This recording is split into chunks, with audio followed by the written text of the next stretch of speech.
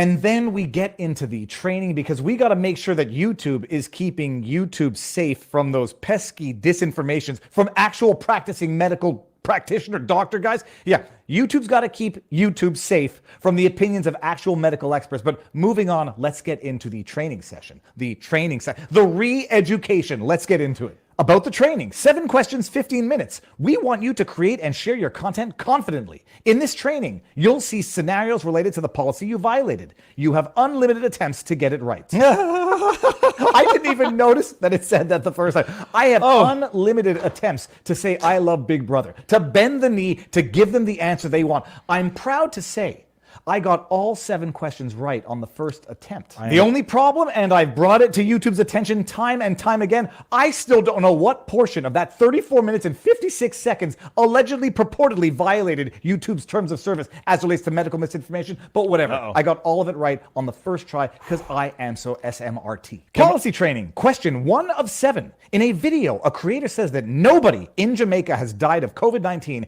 because it's an island and islands were not really affected by the pandemic. Is this a violation? Now here's a little free, let me just pause it here. First, I'm going to give everybody the link. Embed URL, I think this is it. If you haven't seen this video, let me take myself out, do the proper introduction here. If you haven't seen this video yet, I did post it on YouTube and Rumble. That's the Rumble link. Ironically, posting it on YouTube. Look, this is, okay, let's back it all up to the beginning, people. I've been a good boy. I'm a good boy. I don't break rules. Occasionally I swear. I've been told I swear too much, so I'm going to try to keep it cool. I'm going to go back to the front door instead of the F, and I'm going to go shut the front door. All right. In my thousands and thousands and thousands, because I think it's literally up to 4,000 videos, give or take, on YouTube, I have received all of 1 warning per channel, and one of the warnings was an interview I did with Dr. Francis Christian, on the street interview during the Ottawa protest, which was flagged as medical misinformation. Oh yeah, that's right. The other warning I got was on my main channel, my interview with François Amelaga, the Cameroonian Quebecois who was jailed for violating the COVID rules, the tickets, etc. Medical misinformation. And I tweeted out, and I dare say kind of irritated YouTube. I was like, can you just tell me what part of the video qualifies as medical misinformation that whatever. All right. YouTube has implemented a new policy because hitherto, or up until now, they would give you a warning, but the warning never goes away. So basically, it's just like an extra strike. They give you a warning. We won't tell you what you did wrong, but we think you might have done something wrong. Here's your warning next time you get a strike. Now I just totally lost my train of thought. Oh, that's right. Now they've changed their policy a little bit to allow you to take a re-education training seminar that allows you to have your warning removed if, after passing their seminar, you don't break the rules like a naughty boy for another 90 days. So I did a whole video breaking it down yesterday because it's Orwellian, Kafkaesque, whatever the hell it is. It's ridiculous.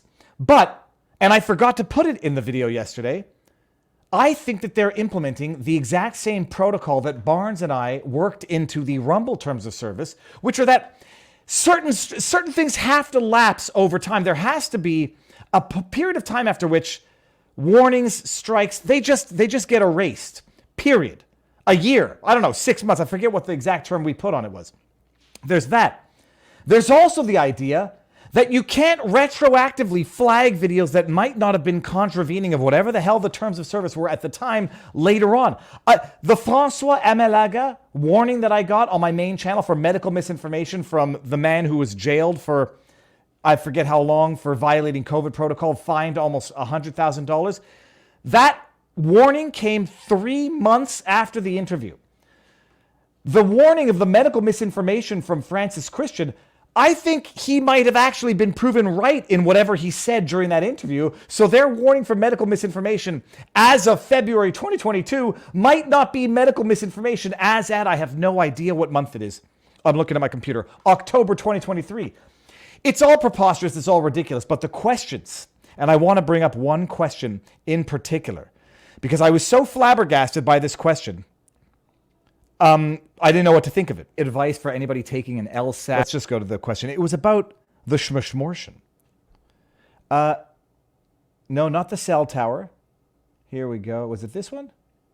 Was it this one here? Come on. Not Pablo. Was it Safia? Here we go. Listen to this. Listen to this. It's going to blow your mind what they throw in to their re-education camps on YouTube. Because in case you thought certain schmortion procedures might be risky, they're telling you. 7. Safia recorded a conversation with her friends where she claimed she became infertile after a chemical abortion using the prescription medications mifepristone. I don't know what that is. Misoprostol. Whatever. Safia urged her friends to avoid chemical abortions or else they will also become infertile. Is this a violation? Bing, bing, bing, bing, bing. That's right. This example violates our policy because it promotes misinformation about the side effects of the chemical abortion method, which is deemed safe by health authorities. While we may make exceptions for content in which creators describe their or their family's firsthand experiences, we do not allow content promoting misinformation about safe abortion methods, such as telling others that they will become infertile after using methods deemed safe by health authorities. Now, okay, so I'm stopping it there. Safe. And by the way, just so this doesn't get a warning on YouTube, yes, that's right. That was medical misinformation. And you know that they're medical misinformation when they come out with these examples that are always categoric. Alls, don't do it, this will happen, definitives, whatever. But what a peculiar example in their re-education camps to get you to conceptually internalize it's a safe and effective. Okay, anyhow, so that's what I did yesterday. While I was solo parenting, going crazy all week.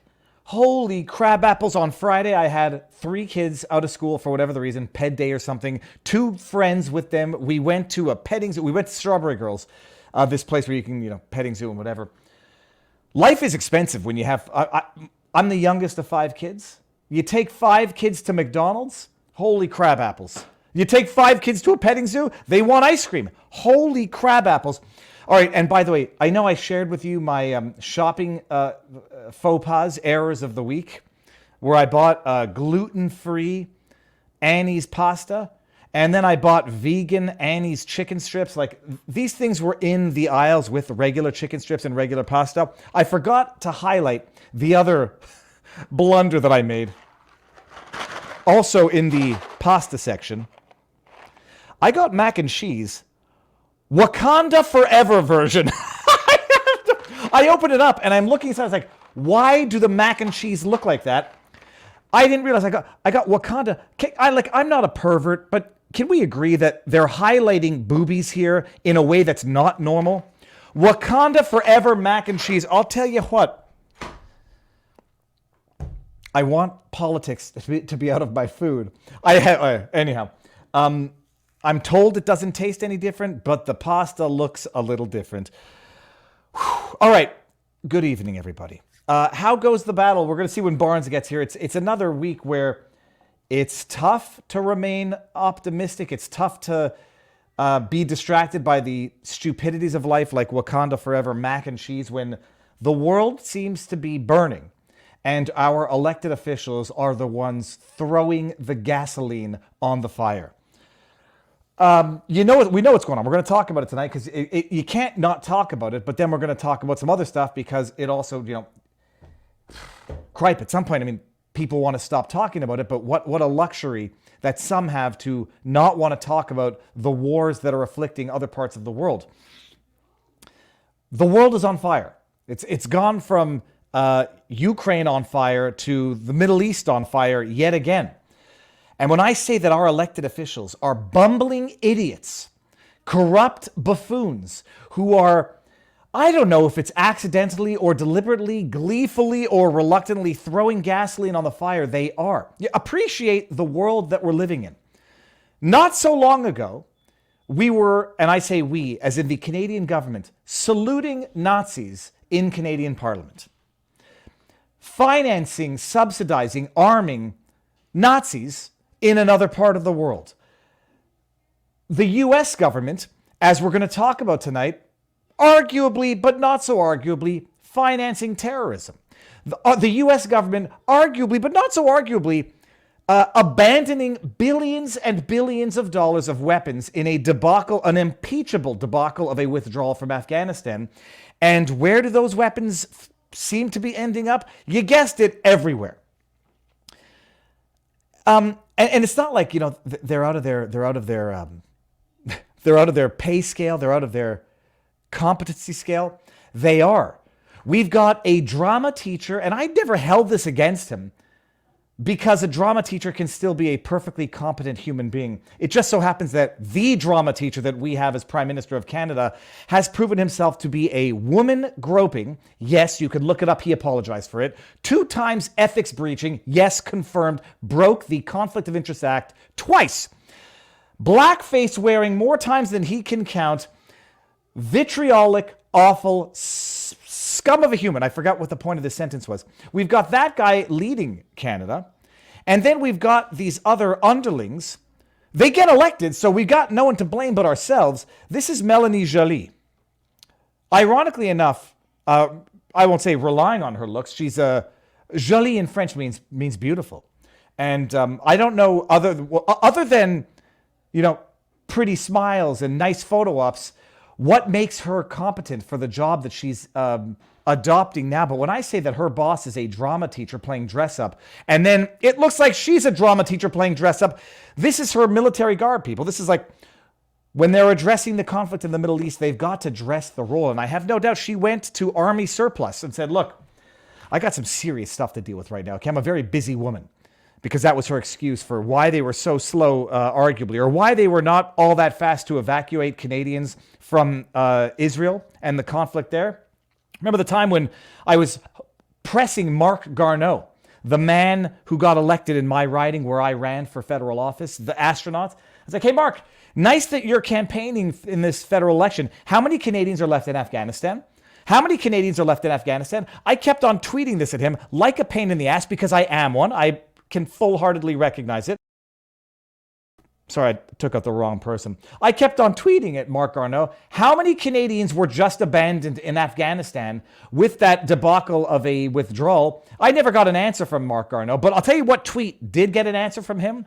When I said, everybody hates Justin Trudeau, even Marc Garneau hates Justin Trudeau. And then he had to protest a little too hard. How dare you say that? You keep my mouth, his name out of my, I don't know, you keep my name out of your, something along those lines. Garneau never had an answer for how many Canadians were left in Afghanistan. When asked why Canada's response was seemingly slow to the crisis in the Middle East and getting Canadians out of Israel, her response, according to Blacklock's reporting, and I didn't read the context, I didn't read the full article because it's behind a paywall. I'm a very busy woman, is what she said. Busy playing dress up. And I said this is, I really want to know this question. Where the hell did she get this outfit and how much did it cost? You imagine, like, we're at the world's at war now. And so Melanie Joly has to go out and get the most Soviet looking brown shirt of a military garb to play the role. Where did she get it? I want to know first off, and how much did it cost? Now, relying on the aggregate knowledges of the interwebs, if we look here, I am certain smarter people than me can determine where this came from based on the pins. Now, I don't know if it's fancy. I don't know if it's literally secondhand. How much did it come from? How much did it cost? Where'd you get it? And if anyone is wondering why I'm asking, I'm not trying to be petty and juvenile. Our country is being destroyed by an ethics-breaching, woman-groping, blackface-wearing drama teacher and his incompetent underlings who think leadership is a question of playing dress-up. They do, and it irritates me.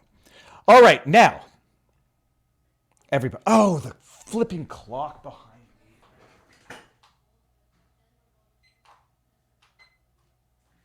me. Whoever got that for me, I don't know why it keeps dropping an hour. I don't know why. It's supposed to be an atomic clock, and now I'm getting a little bit scared about atomism. All right. Good evening, everybody. I hope everyone's not too frustrated. Standard disclaimers. YouTube, Big Brother. I took my class. I'm very good. I now know that mifepristone is a safe and effective way of giving yourself the schmishmortion. Totally safe. And now, because they made me provide that as an answer, now I question and wonder, and I assume the exact opposite. But what do I know? I'm just a buffoon lawyer. All right. Cheryl Gage has a nice $10 super chat, and then we're going to get to the rules, all the stuff, and then Barnes is going to come in. Question number 8. A certain Canadian doctor is later proven right. YouTube will A, apologize, B, remove strikes and warnings, C, just kidding, you still have to undergo re-education. I will have already undergone it. Cheryl Gage, thank you very much. Everybody, I appreciate all of these super chats, Rumble rants. Bear in mind, YouTube takes 30% of that. So if you want to support the channel without also supporting YouTube, there's 2 ways to do it. There's 3 ways. Rumble rants on Rumble. Rumble typically takes 20% of that. The rest of the year, they're taking 0, and then they're going to go back to that later on 2024.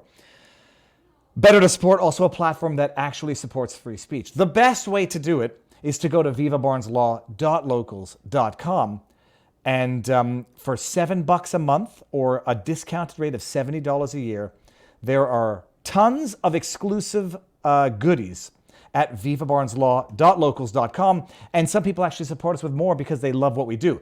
There's a third way, and I should probably plug our merch more often than I do. Merch. If you go to vivafry.com, I happen to have broken my Wanted for President coffee mug, so I'm going to have to order another one. But I still got the shot glass on my desk. I keep saying to the kids, don't bring glass into my office, and then I do it, and then sure enough, it breaks. Hold on. Dude, I'm taking myself out again. Wanted for President. It's beautiful. So you can go to vivafry.com and get merch. But let's do this here. What's up with Barnes boy Alex Mercurius going full simp for Hamas? He basically, I don't know who that is. Oh, Alex from the Duran. I have not heard what he said about it. And I'm not gonna look. There's a lot of people with wildly different perspectives on this. And I don't know what he said, so I can't characterize it or accept that characterization as accurate. I say there is nuance to this entire debate, but not when it comes to Hamas, just when it comes to the proportionate, proper response that will actually potentially, for once and for all, resolve the problem instead of just contributing to this cyclical, decades-long, vicious circle of violence. But there's a lot of people taking some interesting positions out there on the interwebs. Okay, now let me just go check out something here on Rumble. Rumble is good, and let me go to vivabarneslaw.locals.com, and we are good on Rumble and Viva Barnes Law. Oh, Barnes is in the house. Okay, good. I had a couple more things. I will get to the rest tomorrow. I'll go live again later this week and touch on some of the Canadian stuff. And for those who don't know, we start live on YouTube, Rumble, and Locals. We'll do 1 or 2 subjects on YouTube. Then we end on YouTube, go to Rumble exclusively. Then after that, we go to vivabarneslaw.locals.com for the after party. We take the tips there, answer some questions, and have a great time. All right, and I haven't opened it yet, but a Hawaiian gin is on the menu for tonight. Okay, Barnes, coming in. 3. Sorry, that was too fast. 2, 1. Sir, how goes the battle?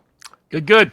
What do you have over your shoulder? If I'm looking... Wait, that looks like America. I can see the proverbial wang of America, the Florida part. What book do you have, Robert? It's a Kevin Phillips, The Emerging Republican Majority, one of the great political analysts and populist advocates over the past half century. He passed away this past week, so it's in honor and recognition of him. And if you want to understand American politics, even though this book was published in 1969, written actually in 1966, it's a great political biography of American politics going back to its founding. And it's he's without question the greatest political analyst in the history of the United States. Now, Robert, I'll bring up the chat because maybe I've heard briefly what the Duran's position is. They're definitely more, I guess. Yeah, McCorris has not been simping for Hamas. So, in fact, he was very critical of what Hamas did. He just laid out the geopolitical circumstances and has been on other shows with people who voice more of a Palestinian sympathizing perspective. But he hasn't been on the Hamas side. So I think that's there's some people who think that unless you're for everything that Israel is doing, that you're pro-Hamas. In the same way that there's people that think that if you're unsympathetic to the Palestinian political leadership, that you're just a token of Israel's politics. Reality is most people are in between. The most people, like our poll on our board, the most Americans, similar to the people on our board, overwhelmingly choose Israel over Palestinian. But you have about a third or so, give or take, different times, that are neutral on the subject. In other words, don't want us to be involved, don't want us to be engaged directly ourselves in there to make it worse.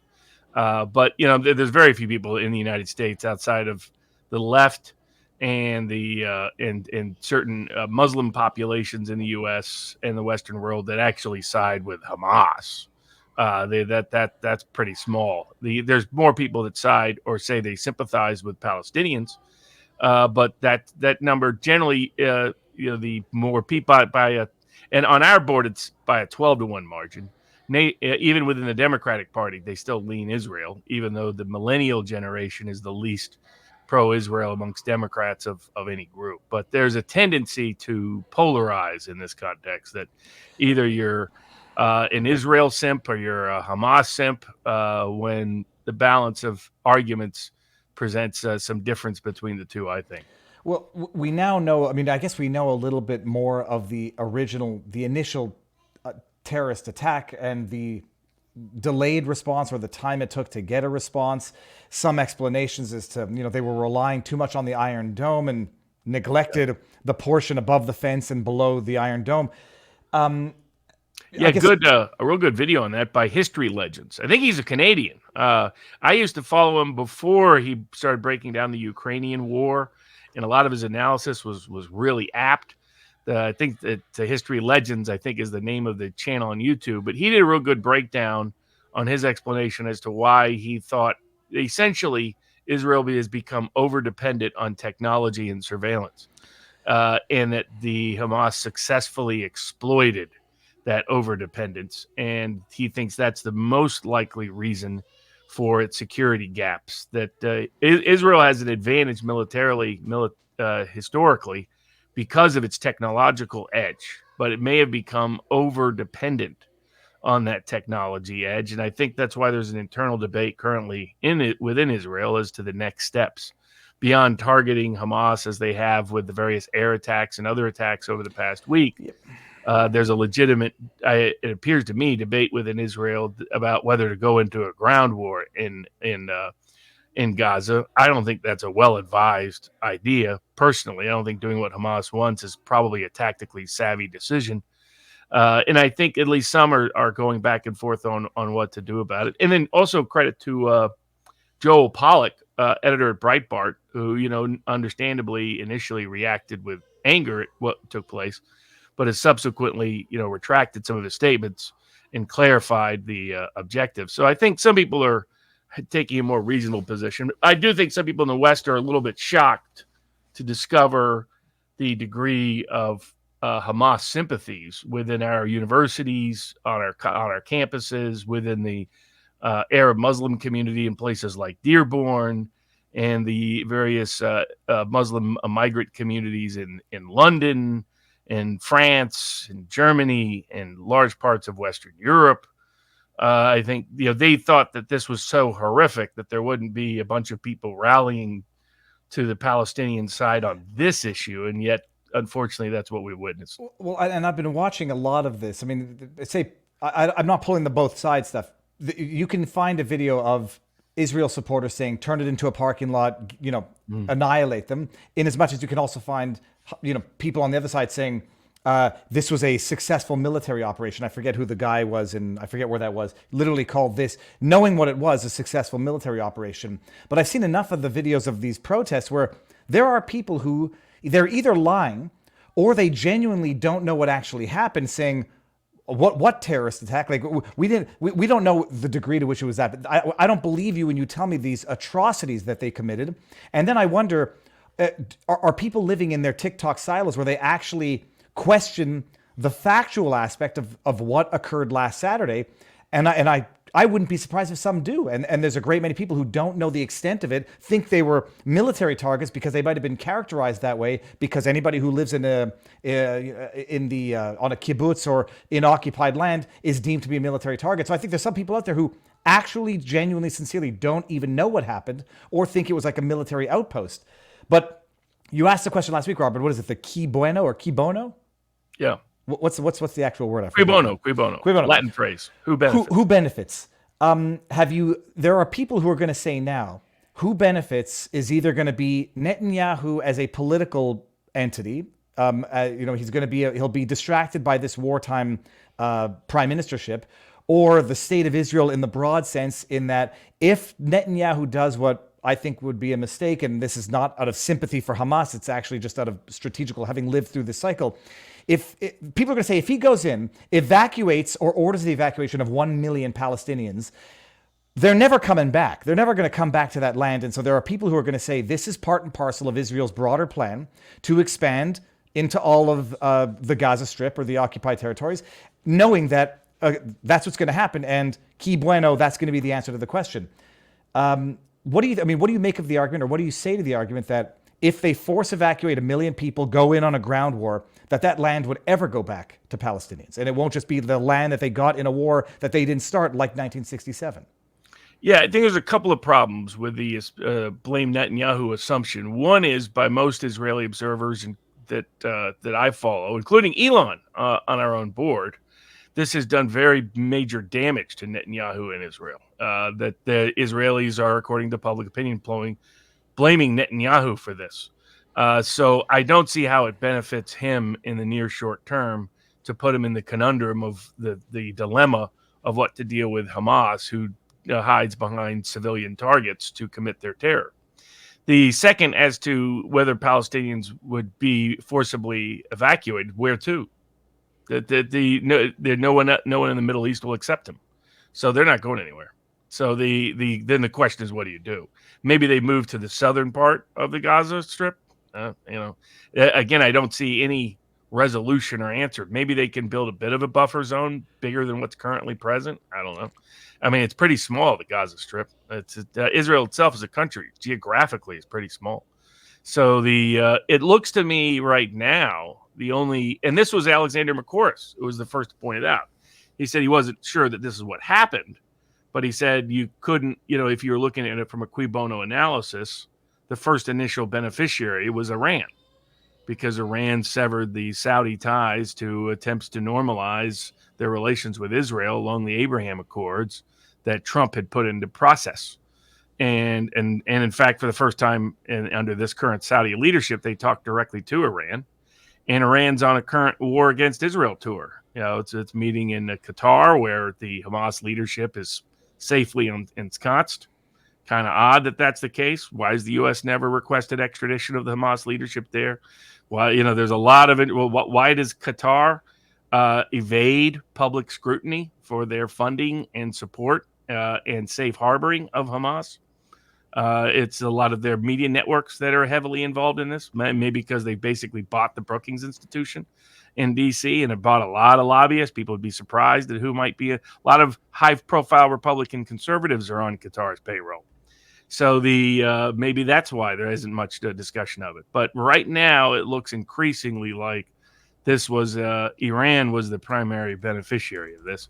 That does relate to our first case of the night, which we can discuss here before broaching over to Rumble. And that is the suit brought by Stephen Miller's America First legal group, which is different than some other groups that pretend to be America First but aren't really. This is an actual one that's brought a lot of effective, successful litigation. They sued on behalf of prior victims of terror by Hamas and others that have been paid by the Palestinian Authority. The suit is that the Biden administration, as soon as it took over, released $500 million, $500 million, to NGOs whose money then, on behalf of the Palestinian Authority, whose money then went to Hamas. And that by their admission, some of it probably went to facilitate this terror attack. Problem with that is Congress passed a law after a soldier who was killed by one of these terrorists. And the reason relates to Palestinian. This is the difference between the Palestinian side and the Israeli side in terms of political leadership. You won't find an Israeli document in current existence committing itself to rewarding people who kill Palestinians or kill Muslims. Instead, Israel's still the only religiously diverse group with Jews and Muslims having a substantial presence in any country with equal rights anywhere in the Middle East. Whereas Jews have been effectively expelled from all of the Arab Muslim countries where many of them had generations going back centuries. Israel has about a 20% Arab Muslim population who has full, complete protection and rights. By contrast, the reason for the Taylor Act prohibiting money to the Palestinian Authority or any other organization related thereto is because the Palestinian Authority has what's called a pay-to-slay program. That if you murder an Israeli or someone simply visiting Israel, the act is named after a U.S. soldier who happened to be just visiting Israel as a graduate student, and the person who killed him and killed others was rewarded by the Palestinian Authority. You're given a lifetime salary. And the more you kill, the more you get. But it's not limited to soldiers. It's purely someone visiting Israel, someone who's in Israel. That's it. That's it. Doesn't matter whether it's a 5-year-old or a 50-year-old or a 95-year-old. The Palestinian Authority will write you and your family a check for life. The more you kill, the more money you get paid. Somehow the Scott Ritters and Aaron Mates and Max Blumenthals and Scott Hortons don't seem to mention the pay-to-slay program. It's somehow absent. Somehow there's some amnesia they start to suffer when they have to talk about the long, century-long historic commitment of the Palestinian cause to killing all Jews and expelling them entirely from the Middle East, which has been their sole and whole objective from the inception. That's why they've rejected every two-state solution that has come down the pipeline, despite the various pretenses and pretexts that may be offered by their apologist. But the federal law prohibited the Biden administration from doing it. They did it anyway. America First Legal brought suit after this incident, on the eve of this incident. Maybe it was right after this incident occurred. And a federal court has ordered expedited discovery, saying just what they have so far is substantial evidence that the Biden administration violated federal law by giving money that they knew was going to go to the hands of Hamas and the Palestinian Authority that would be used for terroristic purposes, given both have refused to stop their pay-to-slay program. And so expedited discovery has been ordered, and we're probably going to get a lot more embarrassing documents. The Biden administration basically is directly culpable in funding and financing terrorism, including this incident that just killed 14 Americans and took many others hostage. It says it's the motion, yada, yada. Plaintiffs claim a recent production of records shows that the government knew its ESF funding in the West Bank and Gaza was benefiting Palestinian terrorists, thereby increasing the risk of terrorist attacks against the Palestinians and others similarly situated. And then let's see here, Americans so ordered. This was for what was the order? To get expedited limited discovery related to the jurisdictional question to see if they violated the law, given the initial evidence suggests they absolutely did. Now, but Robert, this segues into, before we go over to Rumble, everybody exclusively here, I want to bring up the tweet from John Kirby. Let me just get my hand down here. Here it is. The tweet from John Kirby, where they're saying, look, we have no evidence that Iran has any direct involvement in this, other than the fact that Iran funds Hamas at large in general. So, but whether or not they knew of this plot that apparently we're now learning was 2 years, give or take, in the making, which makes it a lot more inexplicable that Israel wouldn't have had any human intelligence on this. And it makes it a little more probable that Egypt, in fact, did give advanced warning to Bibi several days before. Kirby says in a statement, National Security Council, Kirby said last week, Iran had, quote, broad complicity, end quote, when it comes to Hamas due to their support for the terrorist organization, but that they had yet to see, quote, any specific evidence that tells us they were wittingly involved, I don't know what wittingly means, in the planning or involved in the resourcing and the training that went into this very complex set of attacks that were carried out. Robert, when they deny it, now I'm just inclined to believe that they knew. But my response to that was, this is a self-serving affirmation if it turns out that the Biden administration has been directly or indirectly funding these groups, directly or indirectly funding or releasing funds to Iran, and that if Iran had a hand in this directly or indirectly, so too, directly or indirectly, did the Biden administration. Tell me why I'm wrong. Well, and what's clear, and this money, by the way, doesn't relate to the Iran money. So this is money that was going directly to the Palestinian Authority and Hamas via non-governmental organizations disguised as economic support fund payments, which Congress had specifically said cannot go to these organizations until there has been a certification by the Secretary of State. The Palestinian Authority has ended its pay-to-slay program. And so they just violated. So this is more direct violation than the indirect funding of Iran. Iran's touring with Hezbollah, meeting with Hamas, threatening Israel that they will directly intervene in the conflict. And they're the first and primary profiteer from this. They were able to sever the ongoing Trump-led originally efforts of the Abraham Accord to separate the royal governments of Arabia from the more religiously driven governments of Arabia. And so, and again, Alexander McCourse was the first one to highlight that for me. I was unaware of the degree to which that conversation was taking place. And so of the Duran.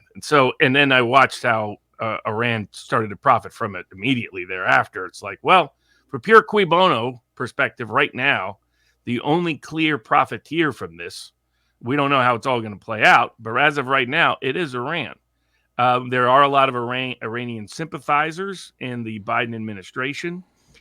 He controversially put some key people in positions of power that have a long legacy of saying nice things. Oh, Hamas is not just really a terror organization. They're this and they're that, all that kind of garbage. 19 Americans dead, 8 verified hostages. I mean, they killed everybody.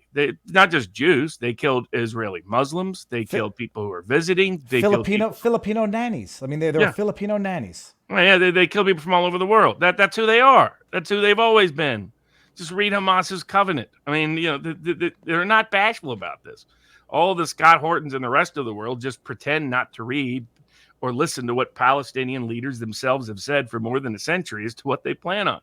There's a reason why the founder of the Palestinian movement, al-Husseini, was aligned with Himmler and Hitler. He volunteered for them, wanted to work for them beginning in 1933, did work for them between 1939 and 1945, was their leading advocate, and Himmler wrote love letters to the guy effectively. That's not a coincidence, folks. So the people just living in, and you can say that at the same time, think that strategically there may be bad decisions made on their side. But there's probably the biggest bad decision has been the Biden administration. Biden administration thought they could get in bed with some of the hardliners. For what purpose, I've never fully understood. I didn't understand the Obama administration's approach towards Iran. I don't favor the neocons wanting to, Lindsey Graham, let's just bomb everybody. The Babylon Bee headline read it right. Lindsey Graham says America should bomb every other country in the world because that's who he is. But that still doesn't, right? Why would we be giving money to it? Essentially, we thought we could buy them off is what it appears to be the case. And that has never worked.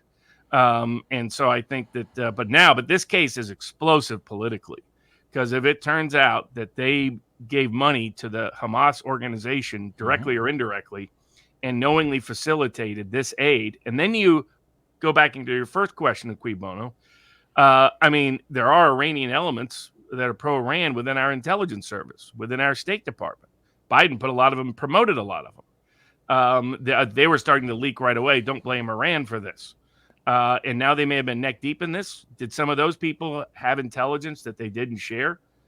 Because Israel's intelligence is clearly limited as it applies. Whatever Mossad's reputation in the past, its over-reliance on surveillance and technology has backfired, as this incident revealed. They are way too confident that in that technology. They clearly had useless intel and great limits. And Egypt's warning was kind of a vague warning in that regard. But Egypt probably has better intelligence than Israel does. But who else does? The Five Eyes have better intelligence than as to activities outside of Israel. And so did somebody in the U.S. intelligence deliberately sit on this information because it might embarrass Iran? And now it turns out, or were they all doing it to cover up the fact that they helped fund it? And that they don't want to get embarrassed that U.S. tax dollars were used for some of those weapons, for some of the tactics used, and for other things that are connected to the incident, given Americans died. The Biden administration, he already drone bombed innocent families in Afghanistan because he couldn't figure out who was who based on bad intel, bad information, including U.S. allied individuals there. And now he may have done far worse. So this case is a politically explosive case, depending on where the discovery goes. I'm just trying to Google while you say this. Why is it called the Five Eyes? I know it's five. It's Australia, Canada, New Zealand, United Kingdom, United States. Why are they called the Five Eyes? So it's just that there's five open the eyes. They have eyes around the world. Okay. And let me just bring this one up here for the other perspective on the cui bono. Oh, and a little tidbit. The Five Eyes is how they laundered Russiagate in efforts to do Spygate against President Trump. So the high-ranking participants in the Five Eyes in Australia and the UK were deliberately, knowingly, completely involved in the conspiracy to prevent President Trump from being elected and from derailing his presidency while he was president, including efforts to derail the Abraham Accords going on here. So you've got people that aren't on the Israeli side that have a lot of positions of power in the Western intelligence branch. And I'll make the prediction just based on the fact that they've made a statement and they're liars. Iran, they have evidence that Iran was involved, and they have evidence that they knew that there was intelligence that they had that is going to come out, because when they come out and say, well, they've been lying every step of the way. They're lying now. That's my prediction. The cui bono, Robert, Israel was on the verge of a civil war before the attack due to the government wanting to remove judicial oversight. Not really. I mean, there were multiple efforts to create political turmoil concerning those efforts, but that was going to be resolved between the parliamentary branch and the judicial branch sooner or later. There was, and in fact, that had been de-escalating rather than escalating on the lead up to this. So that's mostly overstated and exaggerated. All right. And now I'll just bring up these last two chats before we head on over to Rumble. History Legends does the best Ukraine battlefield coverage. His Israel-Hamas stuff is top rate as well. History Legends. Really good. Yeah, completely. I mean, he just does. His ability to do independent military analysis without buying into propaganda is really impressive. Whichever side you're on, you can get a pretty good, and he's been predictive in his accuracy, and particularly as to Ukraine. He was the one that explained what he thought the Russian strategy was before the summer offensive began by the Ukrainians. Said the Russians are just going to sit there and swallow them up and, recreate the Battle of Bakhmut just along the entire front and just consume Ukrainian equipment and people, and that not much will budge in terms of the line. That's exactly what happened. And so in fact, they admitted this week that the counteroffensive is already over, and it was clearly, obviously unsuccessful. I'm now subscribed to History Legends, Robert. All right, and we'll go to last one here. Yeah, if somebody knows him, I would love to have him on a sidebar. He'd be great. He's a Canadian. So I will be able to find him and reach out. We'll get this done. Pastor Moyer says, isn't it ironic that YouTube prohibits you from giving medical advice while doing so themselves? Maybe they should block themselves. Well, on that note, and it's the perfect one, we're going to leave YouTube and go over to Rumble. Here's the link one more time, and I'll get to the Rumble rants. I'll briefly give over the topic. Oh, yeah, please. Transition over. So, we're going to be covering, there's a lawsuit challenging the PrEP Act, which gives immunity to vaccine manufacturers over the COVID vaccine. Challenge that the law is unconstitutional as applied to the COVID vaccine context. We've got trans bathrooms and locker rooms issues in court. We got drag queen story time in court. We got Chevron, the doctrine that empowers the administrative state, two major cases taken up by the Supreme Court. We got Georgia election law in court, Trump's ballot access in court, TikTok sued in another effort to basically take apart big tech's power. Logan Paul's fiance sues the boxer that just recently got whooped by Logan Paul for various revenge porn allegations. The Trump classified document case, a good white paper from America First Legal. We got another federal judge decides that Washington Post can lie and libel about Robert Malone all they want. And they gave immunity to the Washington Post for suit. And we got a big win in the vaccine mandate context on two fronts. The big one is the First Amendment case. The other is a big attorney's fee that the government had to write for the people to fee lawyers that led the effort to defeat the federal vaccine mandate. All right. And with that said, everybody, let me see. Is this the link one more time to Rumble? We're going to end it here. So let me just, there's 2,000. Let's wait until we get under 2,000, and I'm going to go end it. And of course, if you want to do a tip, we'll have an after party at the vivabarneslaw.locals.com. All $5 tips will be answered. Yeah, you know what? I'll send that link here one more time before we leave. This is Locals, people, vivabarneslaw.locals.com. And we are ending it in 3, 2, 1. It dipped below 2,000 as I said it, Robert. So now my OCD has been satisfied. Okay, hold on one second. I'll do the rants in a bit. What do we start with now that we're on Rumble? The Robert Malone WaPo case. Okay, so Malone was suing Washington Post. He's suing a couple of other doctors simultaneously as well for defamation. The standard stuff. I hadn't been following the suit, but I mean, you'll tell me, Robert. This judge sounds like the judge sounds wildly partisan. I don't know who the judge is or what the history is, but the judge didn't slap Malone with.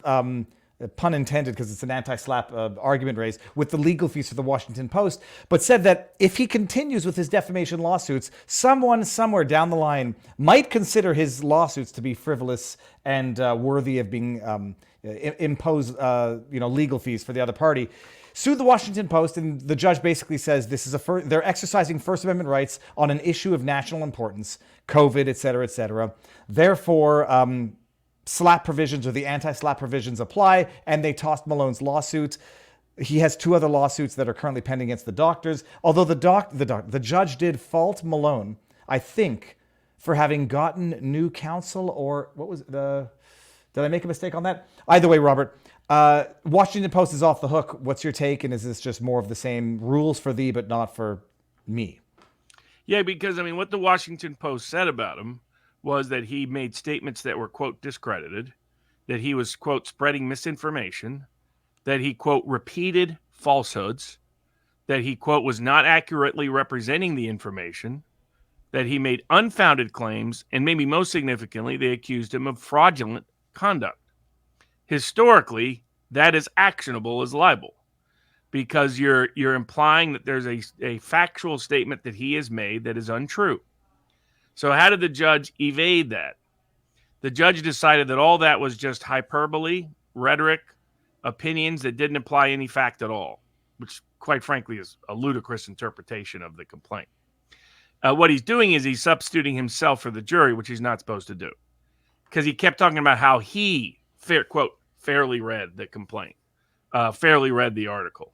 That's not the job. The question is whether any reasonable juror could draw an adverse inference about a fact concerning Robert Malone that's not true about Robert Malone. When you're accused of, quote, spreading falsehoods, then quite clearly that could be the allegation in this context. The other claim he made is that you can't prove that they acted with reckless disregard for the truth, even if they violated their own ethical duties. Now, in the past, ethical violations have been evidence of recklessness when suing a journalist. Here, totally reverses that. If you read the Alex Jones case, of course, they come to the exact opposite interpretations in every single instance. It shows you that they see an outcome they want, and they just rig the rules to get to that outcome. It's not an impartial application of the rules. And so what the judge referenced was that Malone's lawyer was the one who represented Devin Nunes, and that that lawyer has not had success bringing a lot of these kind of cases. I was surprised anti-SLAPP was being applied in the federal courts, because generally speaking, federal courts have found anti-SLAPP doesn't apply in federal courts. It's not clear to me that Malone's lawyer made that argument. I think it was, the argument I think his complaint could have been tighter drafted. I don't think it would have changed the outcome with this judge, but might have increased his chances on appeal or a right to amend. But to say that there's no reason, what I'm seeing consistently in these cases is judges getting to the outcome they want. Rather than looking at it, could a reasonable juror conclude that the Washington Post made a false statement of fact about Dr. Malone? And anyone reading that article would conclude that he is deliberately, knowingly giving false information. And the judge's excuse was, well, this is just a debate. And the judge went on to quote how wonderful the article was and how detailed the research was. Clearly, the judge sides with that article. He's on the side of, but what's happening is McCullough, Malone, others that are bringing these suits, they're not allowing, just like John Stossel's suit, just like Candace Owens' suit, they favor institutional media. They favor the official narrative. And so they're reinterpreting defamation and libel law to prevent those people from being able to sue. because down deep, they don't agree with the person suing and they agree with the people libeling. Well, I mean, I say in fairness, they're applying sort of the Maddow defense where it's a matter of opinion, calling it, if, saying someone is providing disinformation, misinformation, or whatever, that is the rhetoric of the day. And I can understand a judge saying, well, that's not going to be actionable because everybody on the internet's going to have a claim. But that when they apply the Rachel Maddow defense to the Washington Post, but not to the Alex Joneses, who they barely even recognize as media, yeah, it's motivated reasoning where they get to the conclusion that they want to get to and they just find a way to get there. And my first exposure, like in the Sandman case, when the judge, and I forget who it was, parsed through all of the statements of Sandman and said, well, this could be based in fact, and this could be substantially true, and therefore I'm not even going to submit it to a jury for them to determine. The judges have gone crazy in the States, or maybe they were always crazy in usurping the role of the jury, Robert. I mean, is that as old as time? I mean, it is. They've just been more aggressive in these cases, in these politically oriented cases, towards getting to the outcome that they want. And so, in particular, in libel law, they've often used the actual malice standard to get there, with contradictory applications of that. And here, contradictory applications of what constitutes an implied false statement, factual statement. If they had just said he's a misinformation person, that may be a close call depending on the context. But here they said he was not accurately representing the information he was putting out, and they said that he was acting in a fraudulent manner. Well, that's a much more specific allegation. That's not disagreement and debate like the judge liked to pretend it was. That was accusing him of misrepresenting the facts in the study. He didn't misrepresent the facts in the study. They disagree with that study. They want to call the study a bad study, so on and so forth. But that's not what the allegations. The allegations went beyond that. And that's where I think they crossed the line between a debate and defamation. And the judge doesn't want to recognize it because he doesn't agree with Dr. Malone and he agrees with the Washington Post. It's amazing. I remember the first time they said, they contradicted Malone as being one of the initial inventors of mRNA. They said, well, that is also misinformation. And they went and edited his Wikipedia page. And then there was a bit of a battle over that. All right. So he's, as we say, SOL, straight out of luck. Or just contrast it to like the way Trump is getting indicted for things. They're saying that Trump spread misinformation, and that's so fraudulent it's criminal. But somehow them saying misinformation that is in fact it's false is somehow not even subject to civil suit. So you're seeing two totally different definitions of misinformation depending on the political target of the case. Well, I guess I might be getting ahead of the list, Robert. But while we're on that, this is the Trump. We'll go to the one where he's trying to be removed from the ballot in Colorado, correct? Yes. All right. It blows my mind, Robert, because thus far, other than the seditious conspiracy convictions of the Oath Keepers and the Proud Boys, no one has been charged with, convicted of insurrection, period. And yet now tribe law, I got the tweet actually, I'll bring it up in a second. Tribe law has floated the theory that the Colorado case is legit. It's a serious position and it needs to be addressed by the courts to remove Trump from the ballot because of the 14th Amendment, third paragraph, which prohibits from being on the ballot anyone who's participated in insurrection. And they're actually saying that Trump's speech challenging the results, in his view, of the 2020 elections was insurrectionist speech, warranting of him being not included or denied from being on the ballot. And Trump made a motion to dismiss based on First Amendment rights. And the judge, you'll tell me who the judge is, but I can only anticipate, said, no, this is a serious enough case. We're going to let it go to the merits, which might be good because if it gets dismissed on its face, I guess they don't ever address the issue. But this is getting one step closer to the judge actually saying, yeah, we're not going to include Trump on the ballot because of the words that he spoke are insurrectionist and therefore you don't get to vote for who you want. His motion to dismiss was dismissed. So this proceeds forward. Do you know who the judge is, Robert? So it's a liberal Democratic state court judge. And what the judge said was that there's a strong public interest in, quote, only constitutionally qualified candidates being on the ballot. That in fact, no court has ever found that before, that a court has any interest in this whatsoever, that it's not subject entirely to the voter choice and the choice of elected politicians in Congress in particular. So that's the dangerous sign. There was some misinterpretation out there. Those people thought that the court ruled that he could not be on the ballot. This is only about his being on the Republican nominee side, by the way, not whether he's on the ballot in the general election.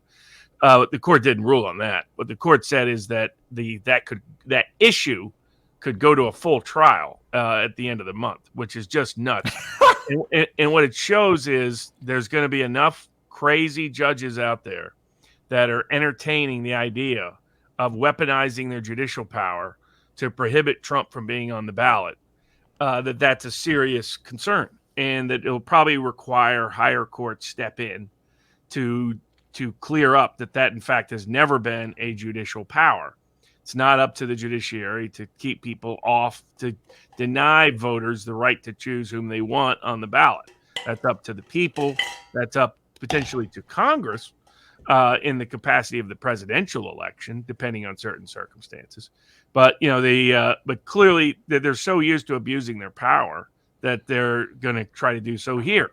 The only political restraint on them from doing so, despite enraging half the nation and taking apart the country and its constitution, the only other risk is, let's look at the practical fallout in Colorado.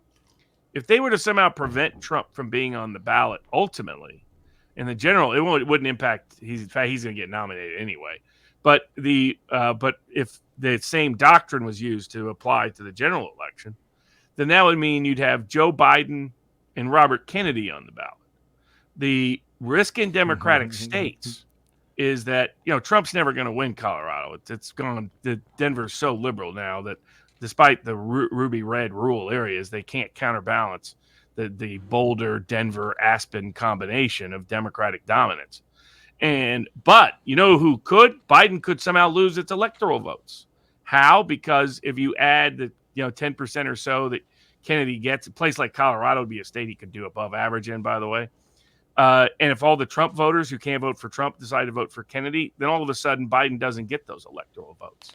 And what happens if neither candidate gets to over 270? It goes to the House, where they vote by state delegation, and that favors Trump, the state delegate, because each state gets one vote. So in that context, that's where Kennedy being on the ballot is the only political restraint on the Biden folks wanting this to occur. Because they could lose if Trump's not on the ballot, they have a risk of losing to Kennedy everywhere.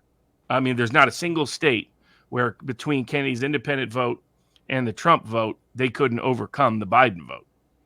But Robert, I think that the bigger risk would be if one rogue state, which might not ever turn red, does this, then that sort of sets the precedent or gives the justification for battle states or battleground states. Like when the Georgia... Yeah, but they have the same problem.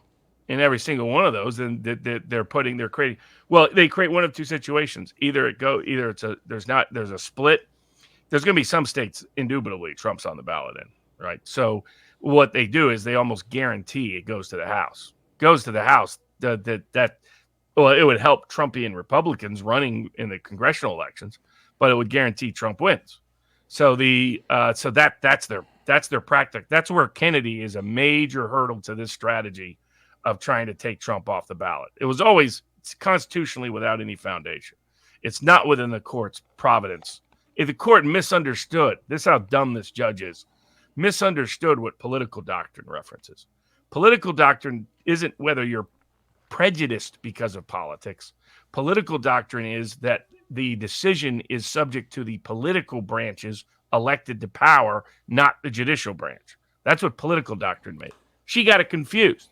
She said, I don't know what political doctrine does. It doesn't matter which party he is as to where my... How dumb can you be? I mean, didn't understand what the political doctrine was. This is one... But that means you have a political hack, nitwit, low-level judge, and you're going to have enough of those in enough state courts to probably make this issue go up the flagpole. But that's where I've said for a while, Kennedy's presence is the political deterrence to courts with more political awareness making this decision. There's no constitutional basis to keep Trump off the ballot, but you do have some judges who don't care.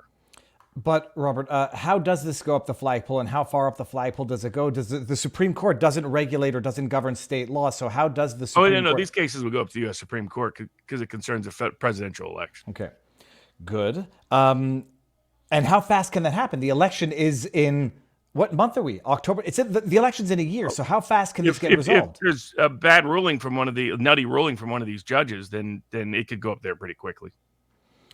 All right, let me bring this up from My Lauren. prediction is that if Robert Kennedy had not been running, there would be a much greater risk that the Supreme Court might stay out of it and let courts do this nutty stuff at the state level.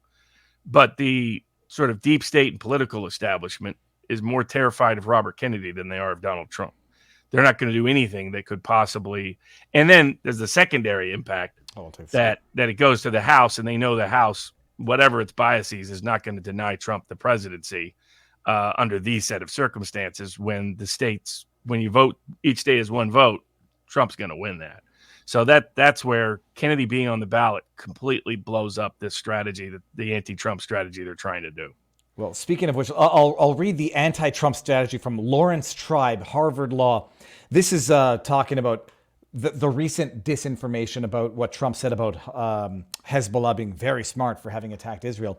Apart from his constitutional disqualification under Section 3 of the 14th Amendment, Trump disqualifies himself by his conduct and his comments almost daily, proving himself totally unfit to hold public office and an existential danger to our nation's security and to our democracy. Can you imagine? And this nut educated more, was the mentor of more liberal judges and law clerks in America than any other judge. So let's keep that in mind. It's so, any other professor. This is in the wake of the attack in Israel, under the watch of Biden, under all of the policy failures of Biden, finding a way to call Trump the existential threat. But then, so I read this, and I have to go back and figure out what's going on here. And then I had to go back to the initial tweet. It's so amazing how the disinformation laundering works. You got Dan Egan from the Washington Post, speak of the devil literally. Trump faults Netanyahu, calls Hezbollah very smart amid the Israeli war.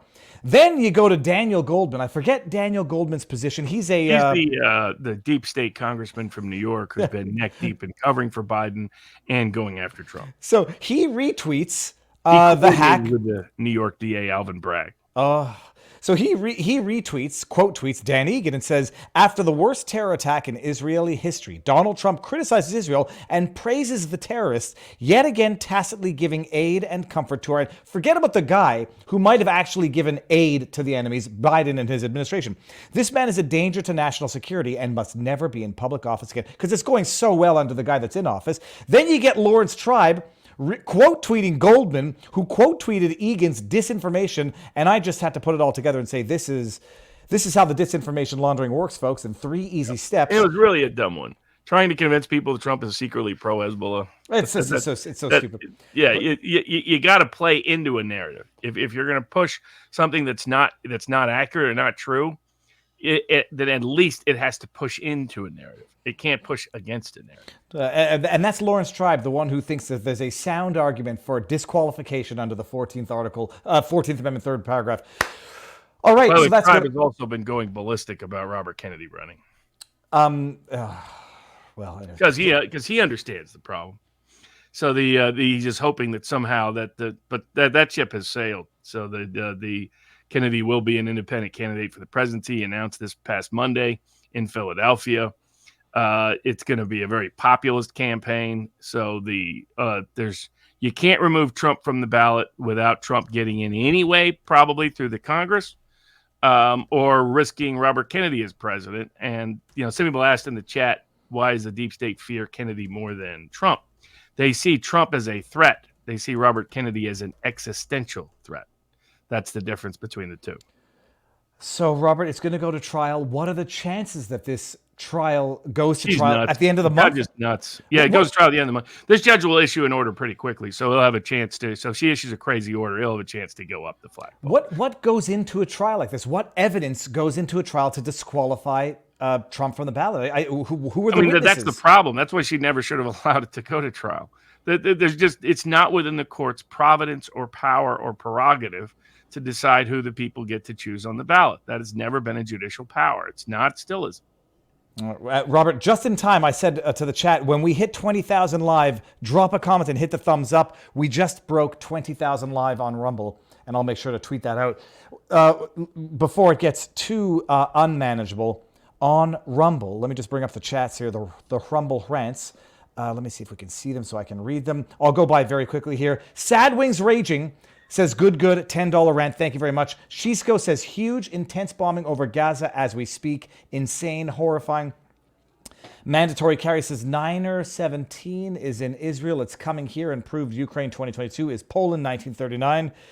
Freddy 65, I'm beginning to believe maybe Scott Ritter is paid by Putin. Before, I wouldn't consider it. I know nothing of that. Burshaz says, did you see Ryan Macbeth's intelligence breakdown on seized documents from Hamas? If it's talking about the maps, I saw something about that, but I have no more knowledge on it than that. I'm Not Your Buddy Guy says, can we please get a campaign going to get SCOTUS to intervene and prevent this from occurring from any rogue judges? This way you won't have to risk waiting till post-2024 ruling. And then we got Delta Rose 1 says, what do you think of Cenk Uyghur's BS ploy to try and get naturalized citizens the right to run for president? Robert, have you heard about that from Uyghur? So Cenk? yeah, he's talking about running for president. Whether or not he's a U.S. citizen is I don't know the answer to. I know he wasn't. My understanding is he wasn't born in the United States, but nor was John McCain. So John McCain was born in Panama. Allowed, the grounds being it was a military facility, he was considered a U.S. citizen, as both his parents were U.S. citizens. The issue with Barack Obama was that at the time, even if he had been born overseas, his father was not a U.S. citizen, and at the time, federal laws required that both be the case to be a U.S. citizen. So I don't know the status of whether his parents were both U.S. citizens and thus he might qualify or not. I don't know the full deal. I know people assume that just if you're born outside the United States, you can't be qualified for the presidency. But John McCain disproved that theory. All right. Okay, what's next on the list, Robert? We got a bunch. But in another good, speaking of elections, the Georgia election law went back to federal court this past week. Now I've got to refresh my memory because I know the Georgia election law. Oh, yes, that's the one that was being challenged, which limited the number of drop boxes, which made it a little bit more difficult to, not more difficult to vote, I should say. Oh, tabarnouche, Robert. Made it more difficult to steal ballots. That's what it really did. All right, and sorry, it was a favorable ruling. There were 5 aspects of the law that were being challenged. Take it from there, and I'm going to pull up the judgment if I can get it. Sure. So essentially, Georgia after 2020 passed laws dramatically limiting the number of drop boxes, the location of drop boxes, the supervision of drop boxes, where who had to supervise those drop boxes, dramatically restricting the amount of Dropbox location use in the 2022 election. They also prohibited, come and vote and we'll give you gifts because you're in line. That routine. Food and drink, because they need food and drink because they're waiting in line for so long that if they don't have it, it'll be a deterrent that will disparately impact. Everybody knows they're doing it to say, hey, if you come out and get in line to vote, we'll give you free food and drinks. That's what reality is. In 2020, were they not also giving gift cards and other things like phone? Oh my goodness. Okay. So and then also the deadline for applications, that they imposed a real deadline, not one that could flood the system at the last minute. How votes were counted and qualified, and you have to provide your voter identification number, your driver's license, social security number, both to apply for the ballot and when you send the ballot envelope in. According to Democrats, this was racist. They had a simple problem. There was an actual election in 2022. Second problem, 99.8% of black voters, according to surveys, said they had no problem whatsoever voting in Georgia in 2022. So instead, they had to take these small numbers, and they're like, well, we're trying to disproportionately get Democrats to be able to vote this way in order to not really vote, but to take their ballots. That's the dirty little secret behind it all. And the court was like, how can you say this is racist, even in impact, when 99.8% of Georgia's black voters say that was just fine in election? No problems at all. Not only was there no intent evidence, but there was no impact evidence. And so the judge denied the effort to enjoin it. So all of those restrictions and rules will stay in Georgia for the 2024 election. Now let me pull it up. Is it in? Here it is. Okay, boom. No, I just the identification provisions. All Georgia voters are permitted to vote absentee. To vote absentee, voters have always had to comply with certain identification. They're objecting now to voter identification, where they literally just to pull up the trope. And it's free, by the way, in Georgia. They follow Robert Kennedy's proposed solution, which is to give away free IDs, but require ID to vote. That's what Georgia does. Georgia gives you free IDs. If you don't have it, you can bring your utility bill, other information in to get a free ID. It's totally free. And they were saying, well, there's what they weren't saying is, hey, Judge, there's 6 or 7% of the voters whose ballots we can steal. Come on, let us steal these ballots, Judge. Well, what are you doing? You're going to let Trump be president with an honest election. So that's the dirty little secret, right? They're like 7% of these people. In other words, that's the group of ballots we're going to steal. What they couldn't produce was any evidence from those 7% saying they wouldn't go get a free ID if they wanted to vote, because that would be the case with all 7%. And so instead, that really what is they want to steal those people's ballots.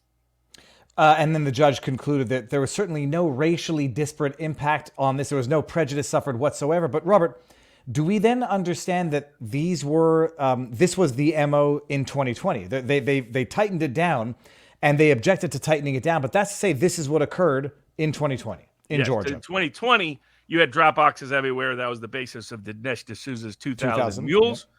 Are you going to be there for the? Oh, yes. I got a couple things. I'm going to be there for the police state thing. I think I even get a +1 with my wife. And there you go. And I got Dinesh D'Souza interview coming up soon, so that's going to be in local studio sooner than later.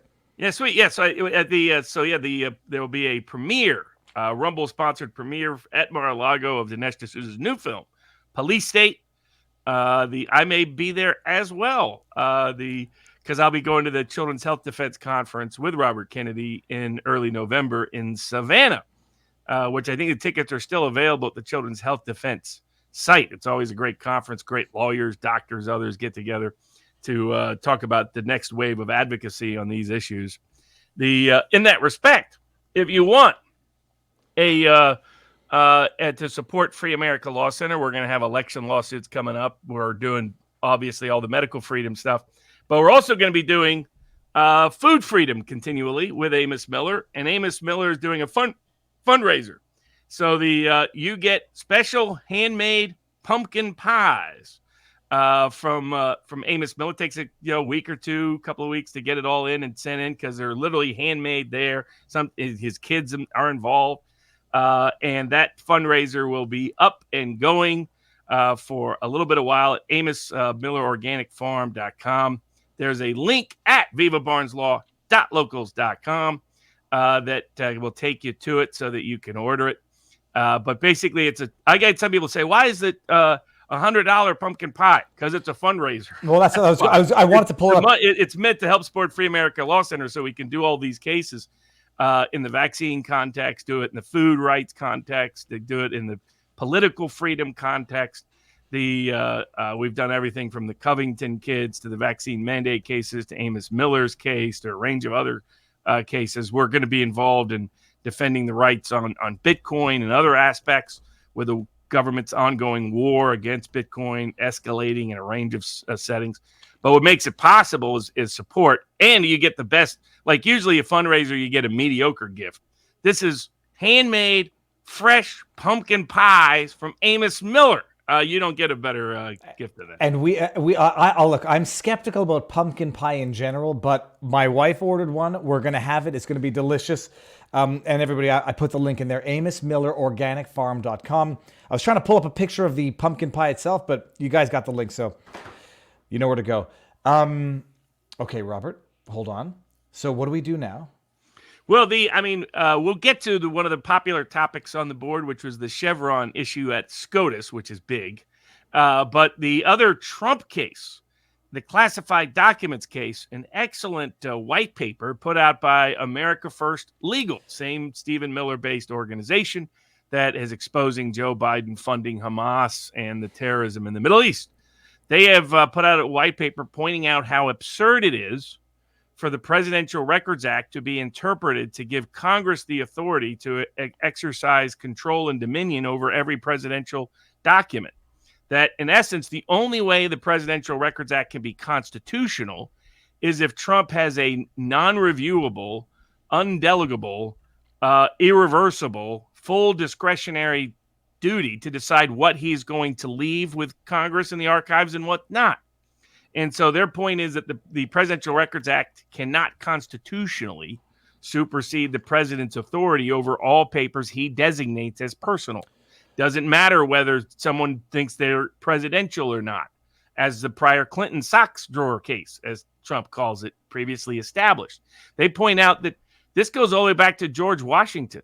Every president took home all their papers. It was always, in fact, George Washington's heirs filed suit against somebody else who published those papers, and they won on copyright infringement grounds because they said all presidential papers are the personal property of the president once he leaves and takes them with him, and that you couldn't republish them. They're not public papers under that context. They're generally not considered public papers under Freedom of Information Act laws or Open Records laws or Privacy Act laws. So under that context, their point is the Presidential Records Act has to be interpreted in the way we talked about previously. Oh, no, I was going to say, so the Presidential Records Act from this white paper, it's a 14 or 17 page, it's an argument brief, goes through the history of the presidential rights and authority and what the Presidential Records Act was intended to do. Robert, in 1978, in response to Nixon, and let's see, I mean, we'll take this for what it's worth. This is from the government. It says the PRA, the Presidential Records Act, was intended to establish public ownership of all presidential records and defines the term presidential records, requires the vice presidential records be treated in the same way. Without getting into the 15-point bulletin, to summarize it, the president owns his records, but what was the purpose of the Presidential Records Act in the first place? The only constitutional basis the courts have ever recognized in Congress's right to regulate this concerned the Watergate tapes and Nixon's intention to destroy them. And what the court said is that Congress's legitimate legislative and investigative interest in support of legislation provided a basis by which they could assert an interest in preventing the destruction of those particular tapes, given there were pending judicial proceedings concerning those tapes and pending legislation concerning the conduct identified on those tapes. That's it. Then later on, Congress dramatically expanded its claim of interest under one interpretation, the one being asserted by the special counsel in the Florida case, that says these documents are forever the Congress's documents and the archivist's documents. The problem is that violates executive privilege. That violates the president's right of legal title in those documents, an issue unaddressed by the Supreme Court previously. And it far exceeds their only permissible legislative purpose and thus violates the balance of power and the separation of powers. That what legislative purpose could it serve for them to own everything or declare an ownership interest? So their point is there is a constitutional saving way to interpret the Presidential Records Act, and it happens to be the way that's consistent with the entire history of the presidency. It's also a history with the prior decisions concerning these records in other contexts and cases, from George Washington through to Bill Clinton. And what that interpretation is that the president has a unilateral right to declare what he considers personal and what he considers he's going to give to them, and that what he takes with him are his. By end of story. And now let me stop you there. His and not also whatever authority exists under the PRA. So it's unilaterally his and solo his. He doesn't have to share. It's not like they have it and he can have it. He has it. They're saying don't constitutionally get it. That doesn't even make any sense. So they said, maybe you could make a claim for copies, but once whatever he takes, he gets, period. And that's his, and it can't be Congress's, subject to regulation. If their interpretation is accepted, which I think it's the constitutionally correct interpretation, backed up by case law, backed up by history, backed up by precedent, backed up by executive privilege, backed up by the separation of powers, then the Florida case would have to be dismissed entirely. And the idea would be that the Presidential Records Act was basically to preserve the documents that are created under the president because they belong to the country to some extent and must be preserved. They were sort of brought. They just wanted the Watergate tapes not destroyed, and it was in that hot incident, that kind of limited, unique fact pattern that the court said okay. But the court never said you have complete title and you could just take whatever you want. And they pointed what if the president unilaterally declared you, senator, have to now give all your documents to that senator? It went against all of history. The reality is they made a bad decision in the Nixon case, which they have subsequently not followed. When Poppy Bush went in and deleted a bunch of records and information, it was left unchallenged. So, I mean, he actually destroyed records, destroyed information, and it was considered permissible. So when Bill Clinton took information that clearly was presidential records under the definition of the law, then what did the court say? The court said, I can't review that as a judge. That's a non-reviewable decision exclusively vested in the president. So under that interpretation, that would constitutionally save it, to say whatever records the president decides to leave and give to them. The other difference is Nixon was claiming the records after he left. You could argue it was a mistake, but he resigned, then requested the records. Unlike here, where Trump took these records before he left. Well, and even if the rationale were they want to prevent the destruction of potentially incriminating documents, they could be both the president's and you can't destroy them.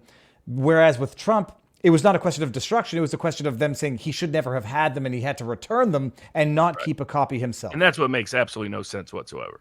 Because even the Presidential Records Act explicitly states he has to be guaranteed access to those records permanently, continually. So how could he have to not have physical access to them? It makes zero sense whatsoever. Now, it's a beautiful document, and it's hold on. Very well crafted, documents the history, the case law, the precedent, the policies, the constitutional issues. What I mean, where does it go? Like, it's a white paper. Who gets it? Do they send it around? It's publicly circulated. Okay.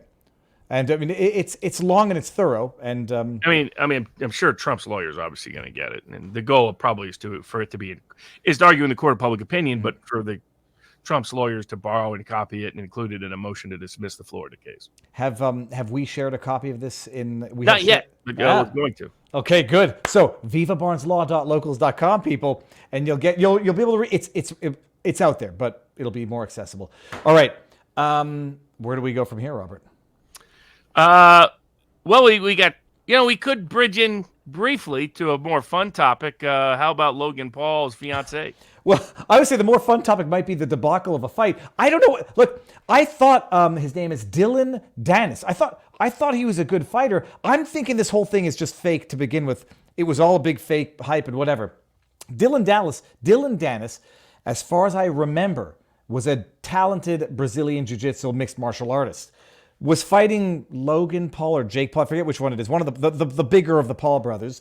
And they had their fight last night, and it was apparently an absolute shut the front door show of a fight. Dennis got disqualified for throwing punches after the fight, whatever, but it was a clean card for Paul. That's the side story of all of this. In the lead up to the fight, apparently, I couldn't find the pictures because I was trying to do my research. Apparently, Dylan Dennis was to taunt Paul, was sharing pictures, allegedly unlawfully procured or without consent procured nudes of Paul's fiance, who happens to be a Swedish or Danish or Dutch model. And she sued for harassment, for basically revenge porn, saying he posted non-consensual nudes from a decade ago. I'm not saying this to be glib or whatever. I don't know if they were unaltered or the accusation is that they were digitally altered. I couldn't find the originals to see what it was in the first place. Didn't look very hard. And it looks like it's an actual lawsuit and they're actually mad at each other. The fight's come and gone, and now Dennis is going to have a lawsuit on his hands. And that's it. I don't know, Robert. I mean, what do you make of it? And were they real pictures? There were no exhibits to this lawsuit, very disappointingly. But what do you make of it? Well, I mean, if she is correct, Dennis is in serious trouble, because what people don't realize is federal law. They extended and amended the Violence Against Women's Act to include a federal revenge porn law, and under that law, all it has to be is you have an intimate photo that you disclose publicly using interstate communication, which is what the internet is, and you don't have consent of the individual who is depicted in the photograph. And that's it. And so unless it's already in the public domain and in a way that reasonably infers consent, you can't publish those photos or videos or anything else. And he did apparently several of them, seemed to acknowledge he was doing them. And the problem is it's $150,000 per violation statutorily, guaranteed. Do you have to prove damages? Do you get damages on top of that? Plus attorney's fees, plus the state invasion of privacy claim. So if Dennis, I hope that payday was worth it in the boxing match. I'm just looking up. Otherwise, he's going to be writing checks to her for forever. I'm just looking up what his purse was, and I don't know if I'm going to find it fast enough. But the one thing I couldn't find, and it's not, it's not to be glib or obscene. I read that they were digitally altered photos, that it wasn't actually her nude. Then then the lawsuit says it was her actually nude. Apparently he was on, I think it was the Full Send podcast, saying he acknowledged it was illegal. So they're bringing up his statements, but I don't know if these were digitally altered pictures. Some of the ones that I could find on Instagram, I don't even know what's going on in the pictures, but people should be aware of that. And then the question is whether or not they were already out there in the first place. How he got them, I don't know. There was some description. She said that was a Snapchat discussion, but she said was only was not publicly available and somehow was obtained. So his only defense will be that these photos were in the public domain, and that thus they had an implied waiver of consent and authorization. But people had got away with revenge porn for a while. And now there's either state or federal law that's been passed everywhere, and they don't realize how broad these laws are and how easily liable they will be. If you don't have clear, indubitable proof that this is in the public domain, by golly, don't be sharing it. And not just that, if it happens to be kids doing this, then you're entering another slew of problems, which everyone should be sensitized to and should sensitize their kids to. Okay, well that's the fun one, and it's but my goodness, what I didn't see the actual. Well, I think I did see the end of the fight. It looks like a shit show. You know who might have a claim on this, by the way? Go on. Well, to think about who could sue, a lot of whose photos have been publicly shared over the last 2 years that were not in the public domain. What, Robin? Why do I feel stupid for not immediately knowing where you're going with this? Hunter Biden. Oh.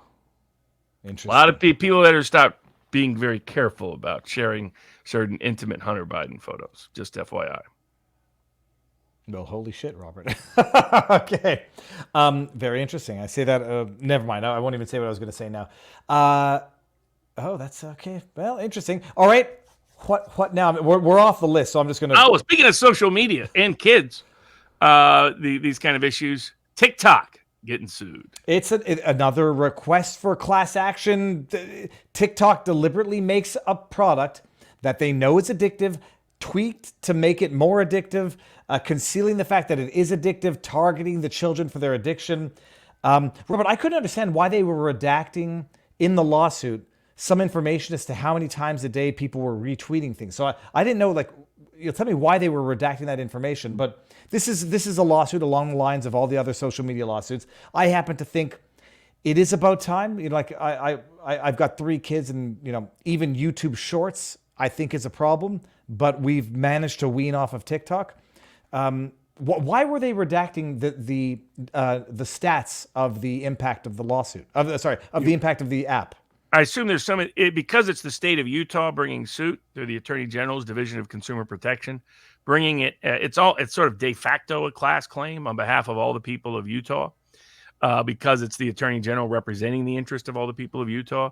It may have been the case they obtained some of that information in a manner that there's still a protective or confidential provision applied to. That's all I could assume. Otherwise, I didn't know why. And by the way, I love it when Robert politely corrects me. It wasn't a class action. It was the Attorney General of Utah, where apparently, I didn't know this, Utah has the highest per capita rate of children in the country. Those Mormons have a lot of kids. I was going to say, I can understand why easily. All right, so that's interesting. So they might have redacted it because they're still getting consent for the... Anyway, by the way... This is like the last prong of big tech. Like you have the monetization of people's information and use being attacked as unjust enrichment in the Oracle suit. You have Google and Apple and all of them, but right now Google, the primary focus, they're leveraging one asset to secure a monopoly in another asset area or economic area, being challenged in the antitrust suit that could break them apart permanently and force them to sell YouTube. And now this is the third prong, which is that one of the great harms that this suit highlights is that the major levels of social media use are directly correspondent to dramatic increases in mental health illness amongst young people. You can time it directly, and you have like the thin line or something like, I forget the title of it, but the creepy line. I think creepy thin line, something like that. Multiple documentaries by people who helped create a lot of these social media apparatus have said that this is very detrimental. And what it is one, it's badly harming the mental health of children. That's the legal basis of the injury that they're seeking to remedy and preclude from continually occurring. The consumer fraud part, because it's brought by the Consumer Protection Division, is twofold. It's one, that they're manipulating their technology to manipulate the dopamine of vulnerable population, namely children, to increase addictiveness, knowing it then leads to mental health illness, but also that they have committed fraud because they lie in their product, saying to the public in Utah and around the world that they don't cause harm, that they are, quote, safe for children. They know that statement to be materially false. So this goes beyond whether there's a side effect that you know about that you're causing mental health illness, and goes to them lying about what their product does and lying about what they're doing for to impact children as well. If you take out this prong, where if they can't manipulate anymore, if they can't monetize anymore, and they can't monopolize anymore, big tech is dead. And that's why it's so you add that to the ability to regulate big tech as a utility in the Texas, Florida cases before the Supreme Court. And the next 2 years in courts are going to determine the fate and future of big tech. It's interesting. Someone in the chat says, John Jelaine says, the kids are developing TikTok brain. And 50% spike in mental health problems. In some cases, 5-fold increases in self-harm amongst young girls who use the most social media. It is undeniable. I forget who the former CEO of Facebook was who did his TED Talk and announced it. It is amazing that they were, harvesting the data, and they get spanked for it. And now it's developing what they know is an addictive product, lying about it, but directing it to children, and because they're the most vulnerable population and the best to monetize. Phenomenal. Are there other states doing this, Robert? As of now, I think I know there's various ones looking at it, but I think what we'll see is how this case progresses and proceeds. Other states will likely copy it because they have the same interest in consumer protection, the same rights to enforce those laws, and the same standing to protect the interest of children. I think what it is the creepy thin line in these other documentaries awaken them to the problem they were witnessing in their school and medical data, which is severe mental health problems for an entire generation of people, particularly girls, but just an entire generation, younger millennials and Zoomers. TikTok is particularly noxious in that it will create. I mean, who was it? We had her on the show. It will create mental illnesses, mental issues by promoting stuff to people who are already looking at it, and then conditioning them to think that it's normal. Yep. Now, strategically good to target TikTok because it's a politically unpopular target as opposed to Facebook or Google or YouTube, I should say. Yeah, though I think there are other suits challenging them in process as well. And so but challenging TikTok in Utah is probably the best political path to setting the most positive precedent. But it applies to all of them ultimately.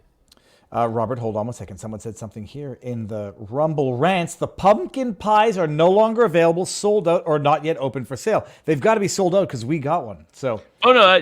I was told this morning they're still available for sale. So just go to the link that's at. I've also put it on my Twitter page, but the link to it vivabarneslaw.locals.com. It's pinned. It's one of the top 3, and that will take you to one of the 2 links. You probably have to go. He's reserving the pumpkin pies only for this group of people to help support Free America Law Center. All right, we've got shofar, which I think is a joke, a pun with shofar. The book See Something, Say Something. Haney Moore foreshadowed what's happening today. Foreshadowed what's happening today. Did I get this one? Okay, we got that one too. All right, now, Robert, what's next on the menu? Well, speaking of kids, a federal judge thinks drag queen story time is good for your kids. Well, what the judge said was that if parents want to opt out, they can opt out. This was legislation in what state again was Montana. it? Montana. I can understand this one. If you want to have drag time show and take your kid to it, that's fine. It was legislation intending to prevent or prohibit at schools, libraries, and parks with minors present. no more drag queen story time. Well, apparently there shall be that availability. And if you don't want your kids going to it, First Amendment right now. First Amendment right. take them out of school that day. Don't let them go to the park that day. Or if you're one of the degenerate perverts, send your kids to school and give them small bills so they can stick them into the panties of the okay. But Robert, in this particular case, the decision was that it was sort of too broadly defined. It was First Amendment speech. Principally, what they're really aimed at is that you can debate whether or not the obscenity laws apply to drag queen story time. The argument is that they don't, quote, necessarily appeal to the prurient interest in sex. And so the legislatures, to get around that, have just banned it outright. What now multiple federal courts, including this Montana federal judge, have done is say that unless you limit it to prurient interest, we're going to call it First Amendment protected speech. Because it's a viewpoint content-based limitation on speech. And they say it doesn't apply to strict scrutiny. Now, two things stand out here. One is, to a degree, legislatures have made a mistake, in my view, not developing robust evidence. There's plenty of evidence out there that this is not good for kids.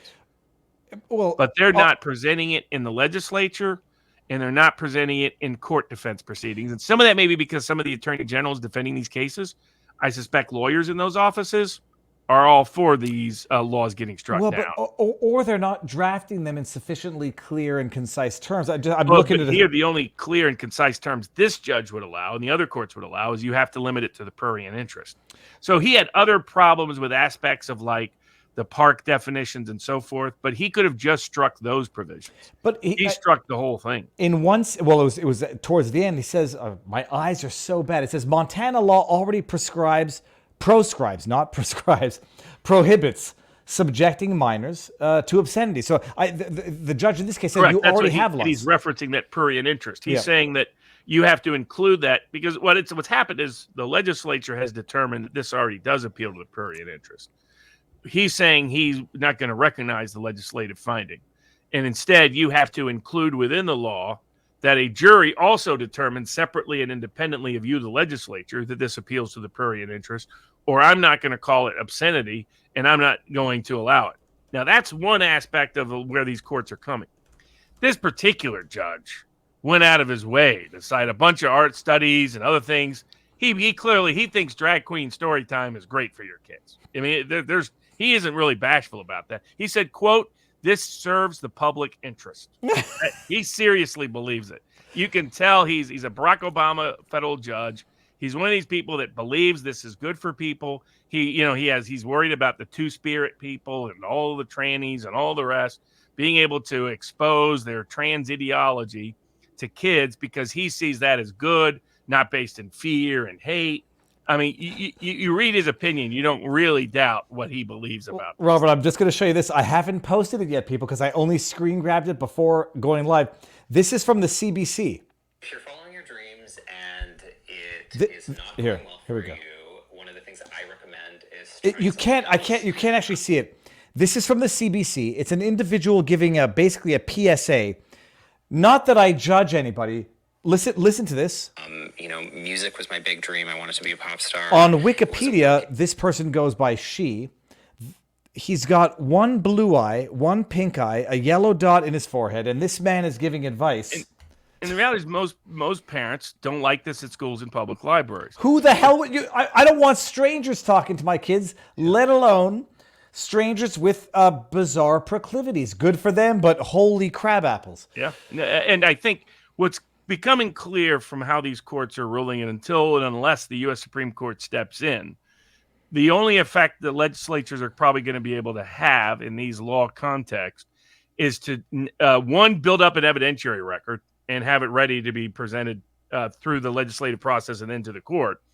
But otherwise, rather than ban them, as this judge himself recognized, just defund anybody that allows it, because that's different. And then nobody's got standing to sue. You can do what you want with funding. Just say any school that allows this, no more funding. Any park that allows this, no more funding. And any place of access to children that allows it, you don't get any state funds. That will get rid of the 90% of the problem. Trying to ban it is not going to work because the federal courts are going to block it. Unfortunately, that's now become very apparent. Multiple courts, multiple jurisdictions done the same thing. Now, on the good news side, the Idaho law about bathrooms, at least that law was upheld. Yeah, that one was the one that said that you have to use the bathroom of your designated sex at birth. None of this gender nonsense. And that the strongest argument that the plaintiffs, I forget who it was now, the appellees, they said it would violate privacy in terms of compelling someone who's transitioning to use the bathroom that does not correspond with their biological sex. So they're allowed, by the way, under the Idaho law to have facilities that are designated other, that are not designated by male or female. Not just that, it's so stupid because the gender choice can vary by day, so they can go from one to the other interchangeably. And the other key, like Idaho law was smart; it didn't try to limit it to trans men or women. Biological sex, period. Biological sex, and here, sex-separate facilities have been constitutionally permissible for forever, and they try to make a Title VI argument. The problem is, as the 11th Circuit said, and then this court said in the Idaho case, Title VI has a specific exception that says nothing in it shall be used to deny locker rooms and restrooms being separately done by biological sex. So there is no constitutional, and that's where they try to argue, well, what about our constitutional interest in our gender identity not being publicly disclosed? And they said that's not a fundamental right, and you have the choice of another facility anyway.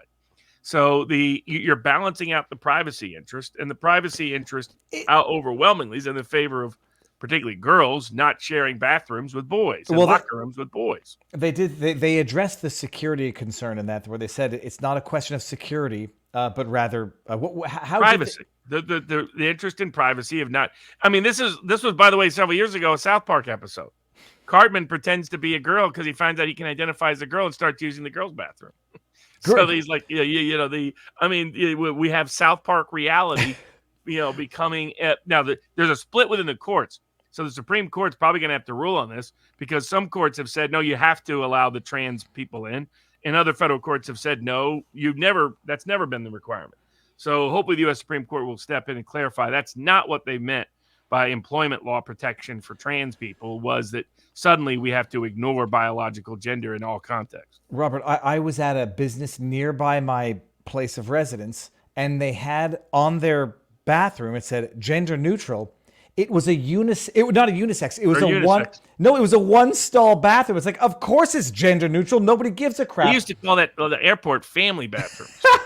Which I love those because I was like, screw going to the men and the women. Let's go to the family ones. Family. And people would always look at me, hey, that's supposed to be for kids. It says family, dude. I'm going in. No, but what's amazing is they say it's a personal bathroom. They raised the privacy argument when you express your gender identity, you're revealing that it doesn't correspond to your birth sex. So there is no privacy issue anymore. You're publicizing your privacy issue. If you listen to the federal judge in the other case, he was like, you should have a right to bare your breast as part of gender expression. That was part of his decision. It's okay for drag queen story time to show whether you're not really a woman anymore or you are suddenly a woman, according to him. I can understand that if you say, well, show me, except a woman's breasts are genitalia because they're used in procreation. A man's breast is not. But I have no problem with any law that says cover your man breasts when you're outside. You're saying you have a First Amendment right to expose them to the world. First of all, I'm joking, people. I want to not have to wear a shirt in public when I go to the beach. All right, so that bathroom law was upheld, and probably because it was easily circumscribed. Sex at birth, well crafted. Yeah. All right, hold on, Robert. I got to bring in the good news right here. Oh, geez, Louise, I got something else. Oh, yeah, we got that is El Fulgenzi. I just bought a Freedom Pumpkin Pie. It's $100, but it's a fundraiser, and thank you, F. Fulgenzi. Absolutely. All right, Robert, It's the best deal you get for any fundraiser out there. Support a great cause and uniquely get a pie that only you can get from Amos Miller's Organic Farm. Oh, and I'll make a video when we get it, and I'll eat it. Pumpkin pie. Ugh. It'll be good. But it's delicious. It's the right season, too, for pumpkin pie. I don't know what season it is, Robert. I live in Florida. There's no... All that I know is that the sun is rising later and later every morning. But other than that, it's still summer here. That's true. That'd be totally different from Canada. Yeah, I don't know what... Is it already freezing up there? My wife just got back from Montreal. She had a scarf on the airplane. I was like, haha, LOLs. I don't know what you're wearing on your neck.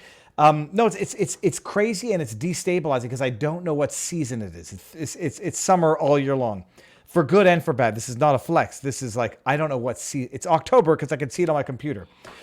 I hear a kid screaming. Oh boy. Robert, what's next on the menu of the day? So we got two big vaccine cases, which we'll get to at the end. The next big one is the one we was voted by our board, one of the top topics for tonight, which is the Chevron doctrine at SCOTUS. Well, now I can summarize the Chevron doctrine, but then you're going to have to take it after this. The Chevron doctrine is deferring to the authority of agencies to enact, implement, and adjudicate on their own internal rules as to the application of the regulations that was bestowed on them by the government, which governs their conduct. And we've seen the way it's gone crazy. I say Canada has gone one direction on the Chevron deference, whereas the U.S. seems to be going another direction. That's my 30,000-foot overview. Robert, what are the details of this? Did you see the fact pattern of this particular case? It might be in your hobbies line of thinking. I did, but remind me, does it have to do with drones? Fishery. Damn it was drones or fishing. It's fishing, yes, of course. What is it? So fisheries are required. This is the one to pay the government regulator to sit on the boats and Okay, I see. This is where sometimes I get nervous because I don't remember that I know it. This is the one where the government enacted a regulation that says you need to have federal oversight or government oversight as to how you're carrying out fishing, and we're going to give you a government regulator or whomever to make sure that you're complying with the law, and you're going to have to pay for it. Out of your own business operations, and it can be very costly, Robert. Okay, geez, Louise. Okay, so I did read this. What happened, Robert? Yeah, so I mean, what the law itself just said that it gave a right of federal regulators to be on the boat to oversee that you're complying with various regulations. It exempted and excluded boats that were too small to be able to put an overseer on there. So what does the agency do? The Congress chose not to fund most of these as a way to limit how invasive they are. So what does the agency do? The agency says, oh, we have a right to force you, the fisherman, to pay for that person to be on your boat. So not only do you have to put them on your boat, even if you were previously excluded or exempted, now you have to pay for them to be on your boat and tell you how you can't fish or try to lock you up, or try to fine you if they think you didn't do it the way they want you to do it. So even though there was nothing in the legislation that authorized this. So the Chevron doctrine said that in a bunch of contexts, administrative agencies can, quote, interpret law, and that the courts have to exercise deference to an agency's interpretation of the law. That was a usurpation of the judicial role given to the agency of the government. The second part was the ability to create law out of thin air in the first place. They gave it that by saying you can write law called regulations, subject to certain notice and comment and whatnot, but they're usurping the legislative role. And they often said that the same deference applies to the agency's writing of law, because under the theory that they're just interpreting it. Now the agencies are usurping the power of the purse from the legislative branch. Where Congress has not authorized money, they're authorizing it. Based on what? Making you pay for it like an individual tax. And Robert, if I imagine if it's anything like USDA organic or the beef regulation, it's going to be very costly. It's so particularly for your smaller. This is designed to help your big folks run off the small folks using the cost of regulation to create a competitive edge. It's an amazing, and we called them in Canada administrative tribunals, specialty tribunals. They are empowered, like the CRTC, to apply the Online Streaming Act. How is it going to apply? We don't know. Let them decide for themselves, and they create their own rules, enforce their own rules, interpret their own rules, and now, oh my God, it's so outrageous. Make you pay your judge, jury, and executioner on your boat, who's only there to find fault and to hold you to it. Completely. And so This, along with several other cases, has gone up to the Supreme Court. They accepted this one plus another one, which is Gorsuch has already said the Chevron doctrine is unconstitutional. The Thomas has said the Chevron doctrine is unconstitutional. Kavanaugh has said the Chevron doctrine is unconstitutional. Alito has said the Chevron doctrine, as construed, is unconstitutional. We don't know what Roberts and Barrett, where they will fully go yet. What about Ketanji Jackson Brown? She might get this one right, Robert.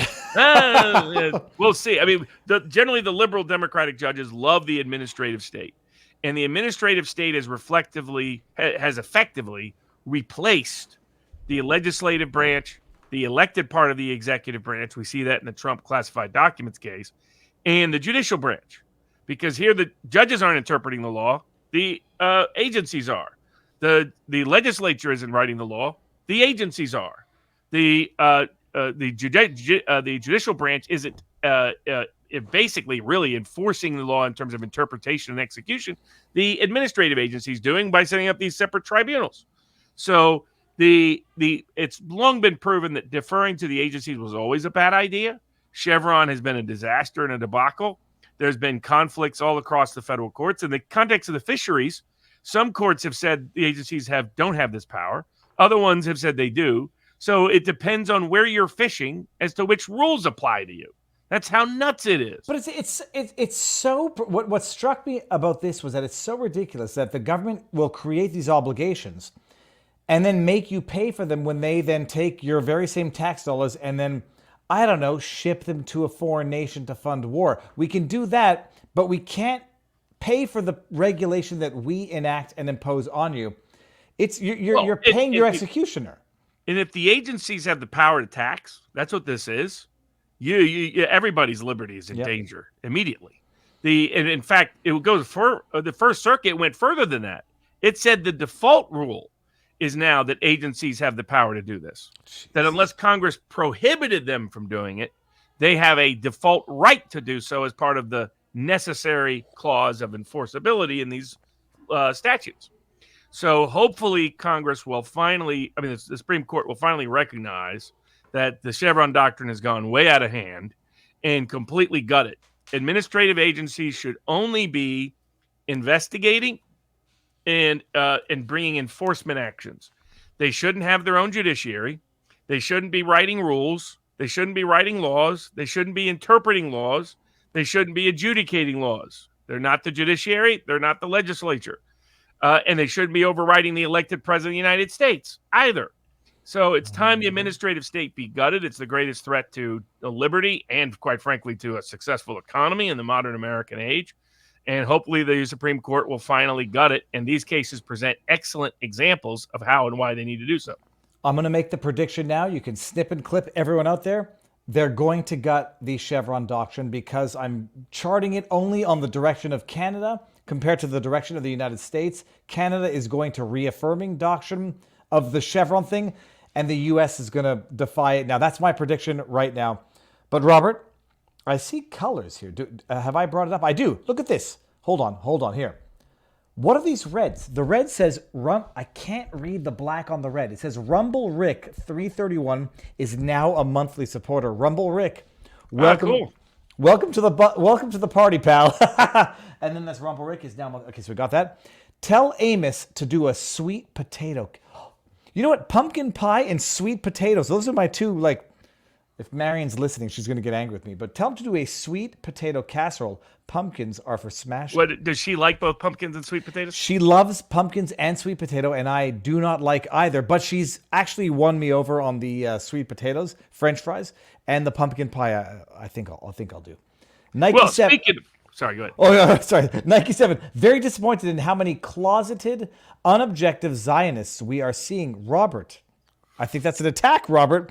The amount of riddles solved if we assume Hamas is Mossad-controlled and this was an op is not explored.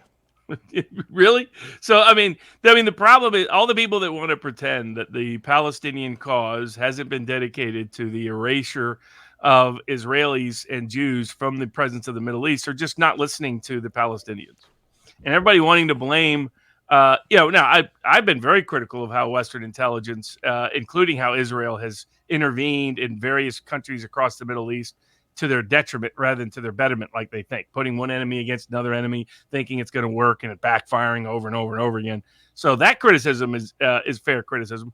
Pretending the Palestinian cause isn't dedicated to mass murder is just ignoring who they are. But Robert, that's ignoring 120 years of history. They sided with the Nazis for a reason, folks. It's not devil's advocate. I'll steelman. Oh, geez, who was it? I forget. I'll steelman that position. When you have sound bites, quotes of Netanyahu saying we're going to fund Hamas so that we can make them continue to fight with Fatah or the Gaza, the West Bank, so that we can ensure that among the fighting, we can create a reality in which there will be no Palestinian state. You can understand how some people might think the long game of a Netanyahu who's been in power now for like 20 years over the course of decades, or 12 years. On and off, yeah. On and off. He's going to say, we don't want a Palestinian state. We don't want a two-state solution. So let's fund Hamas, build them up so that they can then create the problems that we're experiencing now so that we have the pretext, A, to not only not have a two-state solution, but B, to go and evacuate an entire area and then appropriate it either for ourselves or for the international hotel community, whatever that is. I can understand how some people think that. How do you counter it is the question. That argument in particular. Well, I mean, it's ignoring the agency of Palestinians. Palestinians elected Hamas, pretending that did they elect Hamas because of Israel? No, they might have elected Hamas because Hamas was going around killing Palestinians and saying, vote for us or we kill you, and we'll kill your political adversaries too. Oh, I mean, but they've been, by various polls, they've always been popular. There's not really much doubt about it. Now, they clearly don't have full confidence that they would win every election because they haven't held any in a while. But you flip side, but when they do polls, majority of Palestinians in Gaza side with Hamas. There's been no political rebellion against Hamas in the Palestinian world. And it's not like they're not capable of political rebellion. Right? They see a Jew and all of a sudden they can rebel real fast. But not when it comes to Hamas. So, that doesn't justify any kind of collective punishment of non-combatant civilians. But pretending that everything that the Palestinians have done wrong in over a century is somehow secretly the Jews' fault is just it's ignoring the agency of the Palestinians. Just listen to them in their own words. They're not bashful. It was a Babylon Bee headline. It was Hamas terrorist very saddened by the fact Western world won't listen to why he's saying he wants to kill all the Jews. They have been unbashful in this. That's why they have programs called Pay to Slay, where they reward terrorists for killing random Jews. It's names, ridiculous that it would pretend otherwise. Yeah, I say like the solution might just be. Anyways, whatever. We don't.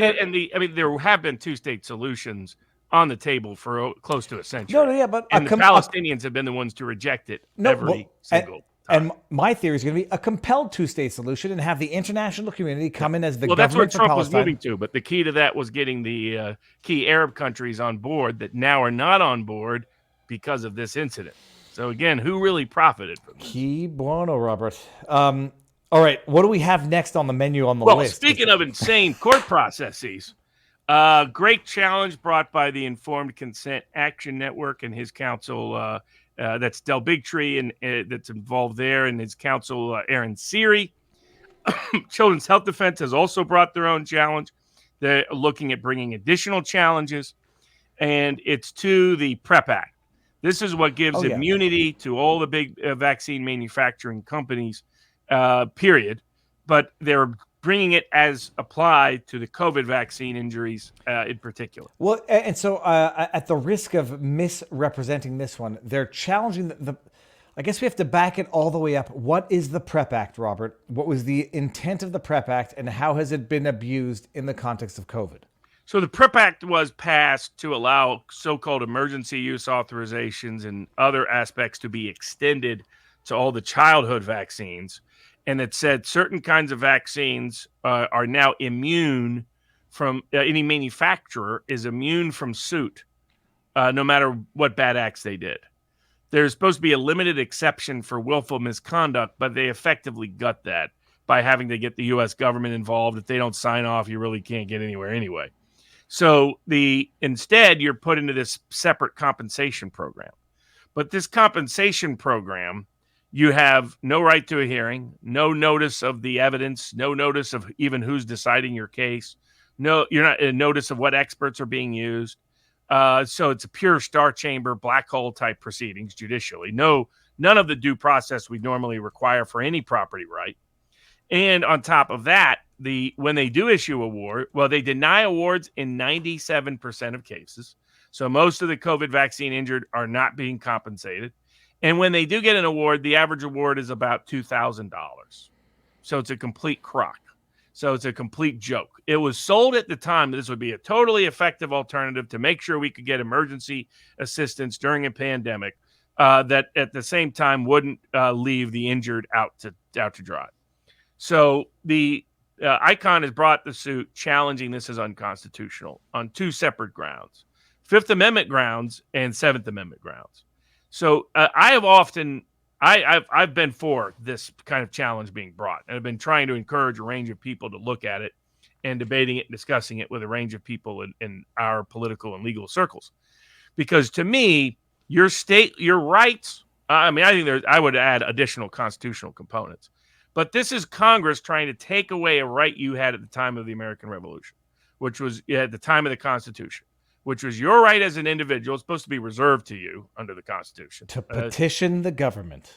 Well, it's right to petition the government, but also for redress of grievances, right to a trial by jury, a right to all property and liberty being protected under due process of law under the Fifth Amendment, a right to trial by jury in the Seventh Amendment, but also your rights under the Ninth and Tenth Amendment that are preserved to you unless explicitly expressly given to the federal government. Which is what there's nothing in there that says you can take away my right to sue somebody for screwing me. The right of negligence, tort, state law common law cause of action, has always been established and was there at the time of the Constitution. Nothing in the Constitution gave that power to Congress. So Congress just comes in and unilaterally strips everybody of it. And they unilaterally strip it and create a so-called substitute that's not a substitute at all. It's not a substitute by process. It's not a substitute by result. So you're losing who gets to decide the process. The way the process is decided is a crock, and you're denied your state property interest in your common law cause of action, which is protected under the Fifth Amendment. So I think there's First, Fifth, Seventh, Ninth, and 10th Amendment violations by this. They're bringing it under the Fifth and Seventh Amendment violations. And they're like, look, well, here's what's happened in the past. States have done in some federal proceedings have removed causes of action for select kinds of injuries, most commonly workers' compensation. They created a workers' compensation system so you could no longer privately sue. You instead had to go through the employer system, the workers' compensation payment system. However, the courts approved that because they said it was, quote, a reasonable substitute for the available alternative. Nothing about the PrEP program is a reasonable alternative to your right to a jury trial to sue a vaccine manufacturer for the injury their negligence produced. You don't have, in the States, you don't have the like the car accident type thing where you can't sue anybody individually because it's governed. You go to a no. I mean, in fact, our personal injury lawyers can make almost all their money based on personal injury accidents. So that your ability to sue in court. This is what bankrupted it up in Canada, where they had the SAQ, the Société des Automobiles de Québec, whatever, where they basically took out fault on the roads, and you go into a bank. If you get injured, you go in, and typically the injury can be compensated, manageable. But it has its pros and its cons. Coming to the vaccine injury, though, the PrEP Act basically says, in order to incentivize these pharma companies to do this, you're going to be stripped of your rights to sue them or the government. Yeah, and so in my view, that this was always unconstitutional. I've never understood how Congress purports to have the authority to take away from states and take away from individuals how this is governed. Their property interest in their common law cause of action. Justice Marshall and others in the past have pointed this out, that this wouldn't make sense and that the prior case law doesn't go that far as this does. And the COVID context presents the most compelling case to challenge it and question it and contest it. And so we'll see. The courts in the past have gone to great lengths to cover for these efforts of stripping people of their individual rights on behalf of powerful corporate interests. So we'll see if the courts step up to the plate or fail once again. But you couldn't have a better, more compelling fact pattern than this. Yep. And constitutionally, they're absolutely correct. PrEP Act was never constitutional in my view. And it's never been challenged, Robert. This is the first time aspects have been challenged in the past, and the courts have refused to entertain it, but not on this scale. Now, I'm going to bring up this Rumble rant only because it reminded me of something we haven't talked about. Adriana Valentino, Australia, says Barnes looks like he's lost 20 pounds. He looks slimmer. Robert, that's not why I brought it up. First of all, Valentina, thank you very much. I thought that was Ariadna. Robert, we didn't put this on the menu. How did we not put this on the menu? Ariadna is now authorized to sue Taylor Lorenz for defamation because on I forget which claim it was. It doesn't really matter which. She's now been authorized by the court to continue in her lawsuit against Taylor Lorenz, the Washington Post, for defamation, among other things. We should get her back on for an update on this, but that was the good news. That's what I thought that. Yeah.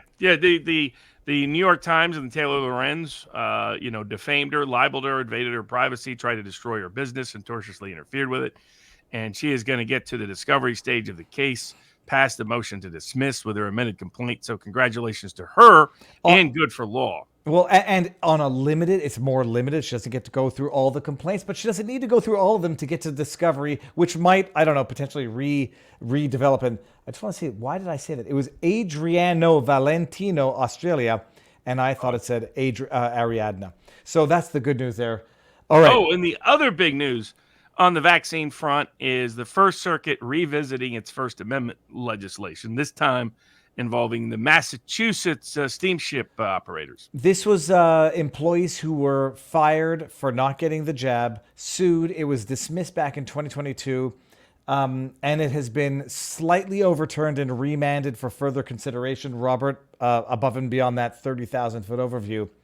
What was key here was what they're recognizing, and the First Circuit is stepping back from its early direction that was just going to greenlight all of these restrictions. They already did it in the main context, where they stepped back and they said, well, if you're treating people differently based on whether they asserted a medical accommodation or religious accommodation, that would be First Amendment discrimination. And they recognize that's what was happening in Massachusetts. You got a medical accommodation, you were allowed to work. If you asked for religious accommodation, they said that's an undue burden. We can't allow you to work. And the judges and the courts were finally recognized that doesn't make any sense. That's treating religious people different than medical people for no reason that's in the interest of the state policy. And so the First Circuit reversed and remanded on those issues. And they were trying to allege it was an undue burden somehow to give religious people accommodation, but it wasn't an undue burden to give medical people the same accommodation being sought. So it is religious discrimination. Good reversal by the First Circuit. So those First Amendment claims against state action can go forward and also prevent and preclude future such mandates from the governmental level. But from a practical point of view, when it gets reversed and remanded, it goes back to the original judge who issued the wrongful ruling in the first place. Yeah. What does that mean for a judge? He has to reconsider the evidence. I think he'll get the clear direction that based on that, he's got to allow that part of the case to progress and proceed.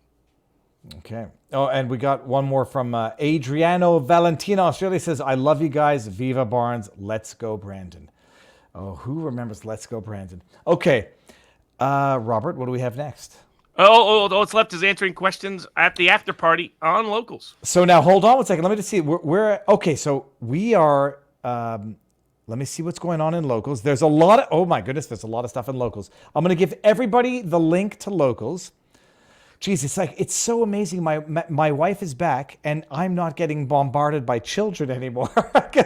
because parenting is a two-person job, people, and a full-time one at that. Okay, what we're gonna do? I'm gonna thank everyone for being here. Robert, do you have any appearances coming up next week? Anything of interest? I don't think so. Are you gonna go on the Duran? Have you been on the Duran recently? No. At some point, we'll be back on with them. Okay. We were on and got America's Untold Stories over the 100,000 subscriber mark with Eric Hunley and Mark Robert on Friday. Now, people want to poo-poo on me, not necessarily you. I don't know what flack you deal with. Why are you promoting YouTube? Look, people, it's a monumental milestone, whether you love or hate YouTube. Let them enjoy it. Let them get there. Let them get there. This is what it turns into. It turns into something that sits under your table, stuck to a Peter Frampton album. Let him get there. It's a beautiful thing. It's marketable. It's monetizable. And it's actually just value added all around. They got to the 100,000. It might take them a little time for YouTube to recognize it. YouTube might say, we don't recognize it. Who knows? Sorry, what were you One gonna say? last component of the vaccine cases, the federal government had to write a $1.8 million check to the lawyers who successfully beat them in the vaccine mandate cases down in Florida. Well, good for them. They pay that with whose money, Robert? With taxpayer dollars. I say that it's good. Maybe they'll disincentivize them to, do that in the future. So what we're going to do right now, I'm going to give everybody the link one more time. Come on over to vivabarneslaw.locals.com. And we're going to have the after party. You can think of supporting us, and you can think of not supporting us, just becoming one of the members above average. See the meme? I'm going to see it in 2 seconds. And we'll all see it in 2 seconds if you come over there. I'm ending this stream on Rumble. This week, Public Square CEO interview on Friday. I've got somebody coming on Wednesday. I don't remember who it is. I'm still working on Vivek Ramaswamy. It's going to happen. And I'm going to say it's going to happen now because I'm going to put some pressure on him. It's going to happen. I'll try for this week. So stay tuned, everybody. It's going to be amazing. Ending on Rumble, vivabarneslaw.locals.com now. Okay, now let's see. Robert, am I naked? I was told there was a meme of me being naked on Locals. Oh, no, there was one that for Halloween suggested you putting up candy vending things. If you want the candy, you got to put in 25 cents. Okay, that's not bad. I heard something bad, and I don't know if it was totally screw with kids' heads. Do you ever do the taxation thing for the kids? On so they Halloween? Bring back the candy, say, half has to go to this government, 10% over to that government. No, I just eat it in the middle of the night when nobody's looking, and then I feel ashamed of myself in the morning. All right, now Robert, I think I'm at the beginning of our Rumble rants. We got AB Ohio, which stands for Alberta, Ohio 17. $5. Says, I know Robert has picked his horse with Jeff Snyder, but diversity of ideas is good for all of us in the audience. Lungo's point about the change in dynamics of the euro, I'm lost, about the euro-dollar market post-Libor has merit, and he too was on the Jeff Snyder train till that point. Please give this a listen and reconsider him as a guest. More voices and points of view. But I'm going to have to reread that one multiple times later. Mighty Pay $5 says, Robert, is it legal, and what can be done about Biden forcing banks to take loan applications from illegal aliens? I don't know. Yeah, I got to study some of that. I'm sure America First Legal will bring action if there's an action to be brought there, but I don't yet know the full scale of what's taking place there. And then we got scientists invented a wristband that converts stress into electricity, and it's a wristband, and then Viva after wearing it for 5 minutes, and it's Thor? The guy, some from Thor. Okay. Fields mode. This looks like Bill Brett. My goodness, Bill. How do you mow fields like that? And do you want to know what my neuroses is? How do you know that you're not killing a ton of frogs while you do that? I would feel bad about the frogs. Okay, that's my neuroses. Okay, Bill Brown. We got Joly_O says $5. I have to say, Grobert is a POS after posting stuff about RFK Jr.'s wife's suicide and his family members. You have a policy disagreement, great, but he's gone off the deep end. I don't know about that. I know that he was complaining that the new campaign manager is deep state honeypot. Well, that's that's his daughter-in-law, who's been she's like Joe Kent. So Joe Kent was former CIA. That doesn't mean anything to me. I mean, he's been very critical of deep state policies and would be a great congressman. And RFK's daughter-in-law has been the same way. But hold on. Very critical. So I get the people wanting to imagine that somehow Robert Kennedy is a deep state candidate. Sorry, that's just not. There's no credibility to that whatsoever. It doesn't make sense to me either, unless it's like a double super longy fake. And people could disagrry with whether Robert Kennedy, there's people on the Trump side who think Robert Kennedy's too critical or dismissal of Trump, but that's who Robert Kennedy is. So what? But hold on a second. Did Robert F. Kennedy's wife commit suicide? I had no idea. Oh no, that was his second wife. Years ago, committed suicide. Yeah. Not to say there's any good reason. Was there a reason? Was she sick? There was a smear campaign launched against Robert Kennedy not long after her death. And it was around the time Robert Kennedy was considering running for the Senate in New York. So, I mean, there are certain people that have never wanted him to ever seek office, and they try to link the two. And that shows how nasty that side of the aisle was. Well, is there any, Robert, is there any hush-hush that it might not have been Oh, suicide? no. It's suicide. Oh, no. She suffered from depression. Okay, that's terrible, and I didn't know any of that. Ice Knee 2103, $5. Any chance of getting a rerun on the Politics Ruins Everything hoodie? Mine is showing its age, and it need a replacement. We'll figure that out. I'm not wearing that one. I'm wearing the Viva Barnes Law University, waiting for the attorney Leticia James to come after us, Robert. It's not a real university. Okay. Ganfit says, I feel for Israel and my sympathy goes out to them. However, I have a hard time advocating for Israel and sending them aid over Hawaii. It sounds wrong, I guess, but America first. I have nothing but absolute sympathy. I've been feeling ill all week, and I've had nightmares every night. But I don't believe ordering the evacuation of 1 million Palestinians and then see what happens is going to do anything. It's not going to do anything. And seeing the international support that Hamas has, even of those who know what they do, well, my goodness, okay, you can eradicate everyone out of that area. You're going to have a new form of terrorism, call it Hamas 2.0, and it'll be global, and see what happens. There's a picture of Ben Shapiro, and I don't know what that means. What's DOCT? Oh, have you heard my wife's a doctor? Okay, fine, I got that. Sorry, that was a $1, but it's from Ithaca. Okay, Mandalici, $5. I can't take sides except with the innocent victims. I will choose to say that anyone that wants to kill another based on solely on who their God is, evil. We got a $50 tip from Pete to Base. I hope that's not a typo. In loving memory of my aunt and uncle, shut up, who were slaughtered in Israel. Yeah. We have board members who had people who died there. It's I try not. And by the way, it's clearly Hamas planned on something much larger. I don't know if you saw the weapon stashes that they gathered. It was thousands of weapons. I don't know, they but planned on this being about 100 times scale. That was the original plan here. The thing is, I have a friend who's sending me. I'll just go back to so I can see one myself. I have a friend who sends me links to Telegram, and I can't watch those. I can't watch it anymore. But for those people out there doubting it, there's all kinds of video documentation. The History Legends guy went through it, and he didn't recommend anybody look at it. He goes, but there's zero question of the horror that took place. No, and you know, there's even the advanced meetings. I can't watch people planning this. Oh, yeah. And I've got immediate It's friends. who they are. It's who they've been for over a century. The political leader, not all Palestinians, the political leadership of the Palestinian cause has had the same universal objective to eliminate all Jews from the Middle East. And they've been unbashful about this. Take them at their word. Respect their agency. Don't do what others do and pretend they don't really say it. They don't really mean it. They must be secretly controlled. No, this is who they are. They've said so. This is...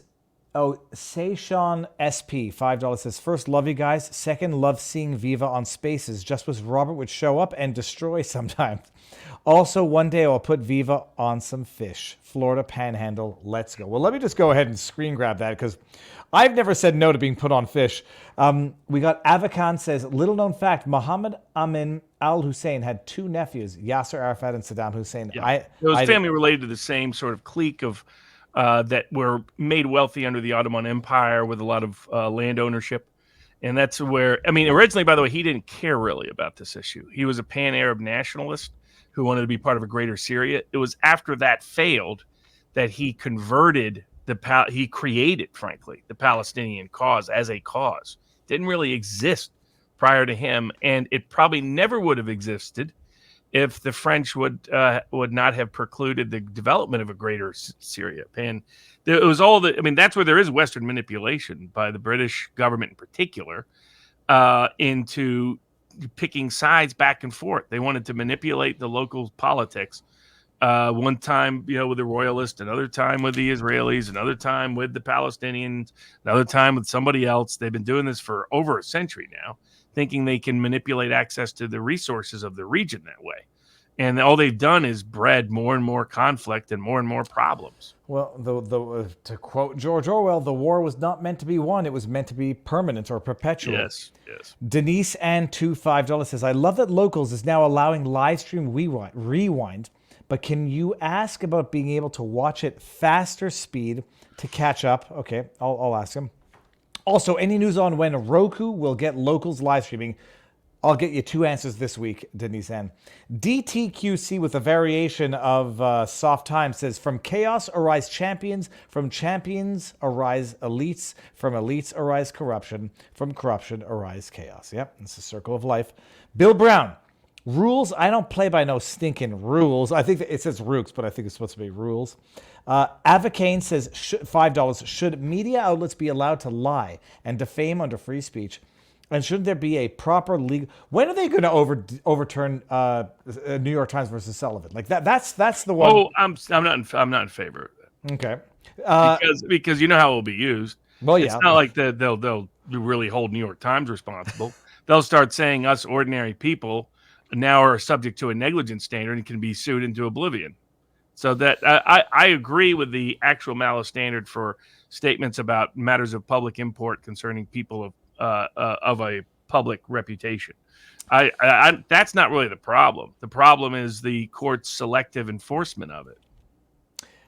Okay, so that selective enforcement gets a lot worse if you tell them that negligence is now the standard, because they'll still find ways to protect big media. They'll just now say the ordinary person can get sued for forever. Yeah, well, I thought the New York Times Sullivan would have been that the media has sort of additional protections, whereas it's not really the media. No, it's anybody, any individual who speaks about a subject of about someone that's in the public and someone that's the matter of public importance. Okay, fine. So it benefits everybody. And I get conservatives have rallied around. They often see it cited by courts in support of big media institutions, but they're missing cause and effect. Those same courts do what they did in Washington Post. They find other excuses as well. All right, and this is back with Avacana. It says, too long, don't read. As the left is using free speech as a weapon against us, we taken free speech too far. We got Bill Brown showing us some marijuana. That was a $1, but I'll look at it anyhow. We got Plant Nerd, $10. Says, didn't Colorado join the Electoral College Compact, whereby the electoral voted to go to the popular vote winner? I think that's true, but that only is enforced if enough states join it and enough states haven't joined it. We got Susie C, $5 says, thank you both. That's an easy one to respond to. Oh, Zach, it's $3, but I'll read it. I feel so bad for Trump. He must be made of stone to endure what he is going through. I hope things work out for him. Thank you both for outstanding work for us. Thank you very much. BT Spyglass. That sounds like a dude. Dershowitz is just a little more insane than Tribe. Dersh will still vote for F. Joe Biden. Knowing Obama, F. Joe Biden are pro-Irani. Dersh was wrong on forcing the jab, has said nothing. Now it is clear it was a fraud hoax vaccine. Barnes, you are 100 times the lawyer Dersh is. I think everybody knows that. Grayson 99. Did you see the guys on the All In podcast realization this week that Trump was actually a pretty great president? They are usually all pretty anti-Trump, including David Sachs lately. I take it as a sign of things to come. From your mouth to God's ears, I'll tell you what. Jedi Bower, $4 tip, but I think it means $5. The whole Hunter Biden laptop was entered as evidence in the Senate House. Didn't that make it public record then? Robert? That's a good point. Maybe. The Shadow Knows, $5. I'd look at pharma companies too, since they clearly benefit from the mental health deluge, these social media. But the pharma, how about the transition doctors? And that entire industry was born out of TikTok pushing that mental illness on children. There's no question about it. Hashtag not medical advice when we put this on YouTube later on. S. Reed Dallas 94, $5. If the lawsuit against big tech in terms of the social media being addictive and ultimately harmful is successful, what would be the impact on big food in terms of the chemicals of high fructose corn syrup added to the food to make it addictive and ultimately harmful? Type 2 diabetes. Robert, that's an interesting point. That's not governed by the PrEP Act. That has other federal preemption issues, which is separate and independent. So it would not be directly impacted by the suit. Conroe 90 says, just say Trump supports drag shows. See what happens. $5 from F Sterling 91. In reference to your summer comment about Florida, it's on the license plates, endless summers. You were warned by the government, no less. And my wife says, I'll take the endless summer. She came back from Canada. It's it's depressing already. The sun goes down early, rises late, it's cold, you don't go outside. Depressing. Sam Hammer, $5. Can you speak on Eric Joly's trademark case regarding ISOM? I want to remember what that means. Comic book and the Good Shepherd. I know nothing about it, Robert. Are you following? I do not know about that. Okay. I'll look into it. Let me just screen grab that. And then we got Bomerga, 22. $5. Robert Barnes, does the revenge porn laws cover AI removal? That's what... I wasn't trying to be funny. Like, I couldn't find the naked pictures of Paul's wife. I thought they might have been altered. What does it do? Well, AI is not copyrightable. That's why a lot of people are using them now in thumbnails. So nobody can sue you over the use of an AI. And if it alters... Image. If someone says, give me an AI image of Viva's face on... It would depend, I think, would it define an image of that person? That it may be outside the revenge porn laws if it's not actually the person. I couldn't even think of a endowed. It is I'm just trying to think of a well-endowed porn actor, and I couldn't come up with one offhand. So never mind. If my face is on a naked body, people, it's not me. Okay, we got see the veil. Barnes, Viva, when are you going to have Max Blumenthal on? As you've been very critical of his viewpoints on Israel and Palestinians, it's time to have a... Dude, well, first of all, Robert, I don't know if you would welcome a discussion with Max Blumenthal. I'd like to have him on, but I know the limits of my own knowledge. Let me see here. It says, it's time to have a fair and equal discussion on topics of the entire history of how Hamas was created, who created it, who declared war first, how much the generals of Israel truly control Hamas as they created Hamas. What is the truth? Too many times Republicans have their viewpoints. Democrats have theirs, and religion. Yeah, except, I mean, all that is, Hamas was not created by Israel. Hamas represents a long-standing viewpoint in the Palestinian. This is a constant effort to deny Palestinian agency. That's what they're all doing. They're pretending the Palestinians have no power in this, that they've just always been powerless for a century and a half, that they didn't voluntarily align with the Nazis. They didn't voluntarily commit to these. They have the same. They've had these principles for forever. So it is fair to be critical of third parties taking sides in these internal Arab fights that ended up backfiring on them. That's an absolutely fair criticism. But it's like pretending the Taliban wouldn't have existed but for the West. It would have existed without, and I guarantee, and Hamas absolutely existed independent of the West. And efforts to control them have failed.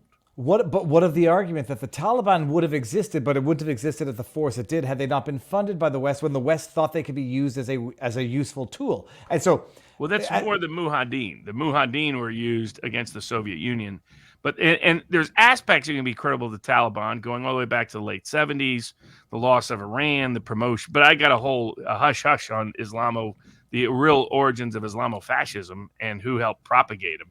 But what it ignores is why this idea is popular in certain parts of the Arab world. And that's what all the people who are wanting to pretend, let's just pretend Hamas wouldn't exist but for Israel, are ignoring. They're ignoring Palestinian agency. No, I think listen to their polling. They do mass polling. There's a reason why there was no sympathy in Gaza for what took place, even when Muslims were killed by Hamas. There was none. And there was none in the West Bank. They celebrated. They cheered. I mean, look at how how confident they are. Why are they video recording this and broadcasting this to their audience? Some of the horrors they did. Because they know it's popular, not because it's unpopular. And that's what all the Hamas apologists and Palestinian apologists don't want to admit, because they're too caught up, obsessed, hating Israel to just look at the reality of it. Now, again, that doesn't mean you have to become Ben Shapiro and think Israel matters more than the United States. But at the same time, don't pretend that Hamas isn't who Hamas is and that doesn't represent a large part of the Palestinian community and to represent a permanent. Yeah, that's why in the Barnes briefs earlier with here on our board, I put up the history of al-Husseini. I was like, Hamas is just a continuation of al-Husseini. Just a kind of constant continuation. They use the same language. They use the same commitments. They quote from the same parts of various aspects of Islamic religious text. The parts that say "kill the Jew," that says the tree and the stone one to kill the Jew. I mean, pretending that came from Israel. Israel invented it. I mean, come on. I can understand the idea that they became a useful weapon depending on the government. If you don't want to recognize a Palestinian state, continue to fund Oh, Hamas. sure. And we've been playing that game forever. And absolutely, those are stupid ideas. And my skepticism of Netanyahu thought going into Iraq would be good. No, it wasn't. Thought going into Syria was going to be good. No, it wasn't. I mean, all these game playing of one side versus the other has constantly backfired. I mean, part of where the Taliban came from was the radicalization of Wahhabi Islam, which is extended to Pakistan, which comes from Saudi Arabia because we wanted to counter the effect of Iran. Yeah, these people are idiots. No doubt about that. But that isn't why Hamas has power in Palestine. It has power because it represents the dominant political belief system of the Palestinian people that has been uninterrupted for more than a century. All right, we got Gwyneth, $5 says, Barnes, are congressional term limits constitutional? I think your answer is going to be no. I think yes, but the Supreme Court's already said otherwise. Damn it, I'm so stupid, Robert. Okay. And then we got Box O Rocks. What happened with Wisconsin case listed? What happened with the Wisconsin case listed? Wisconsin case what? What happened with the Wisconsin case listed?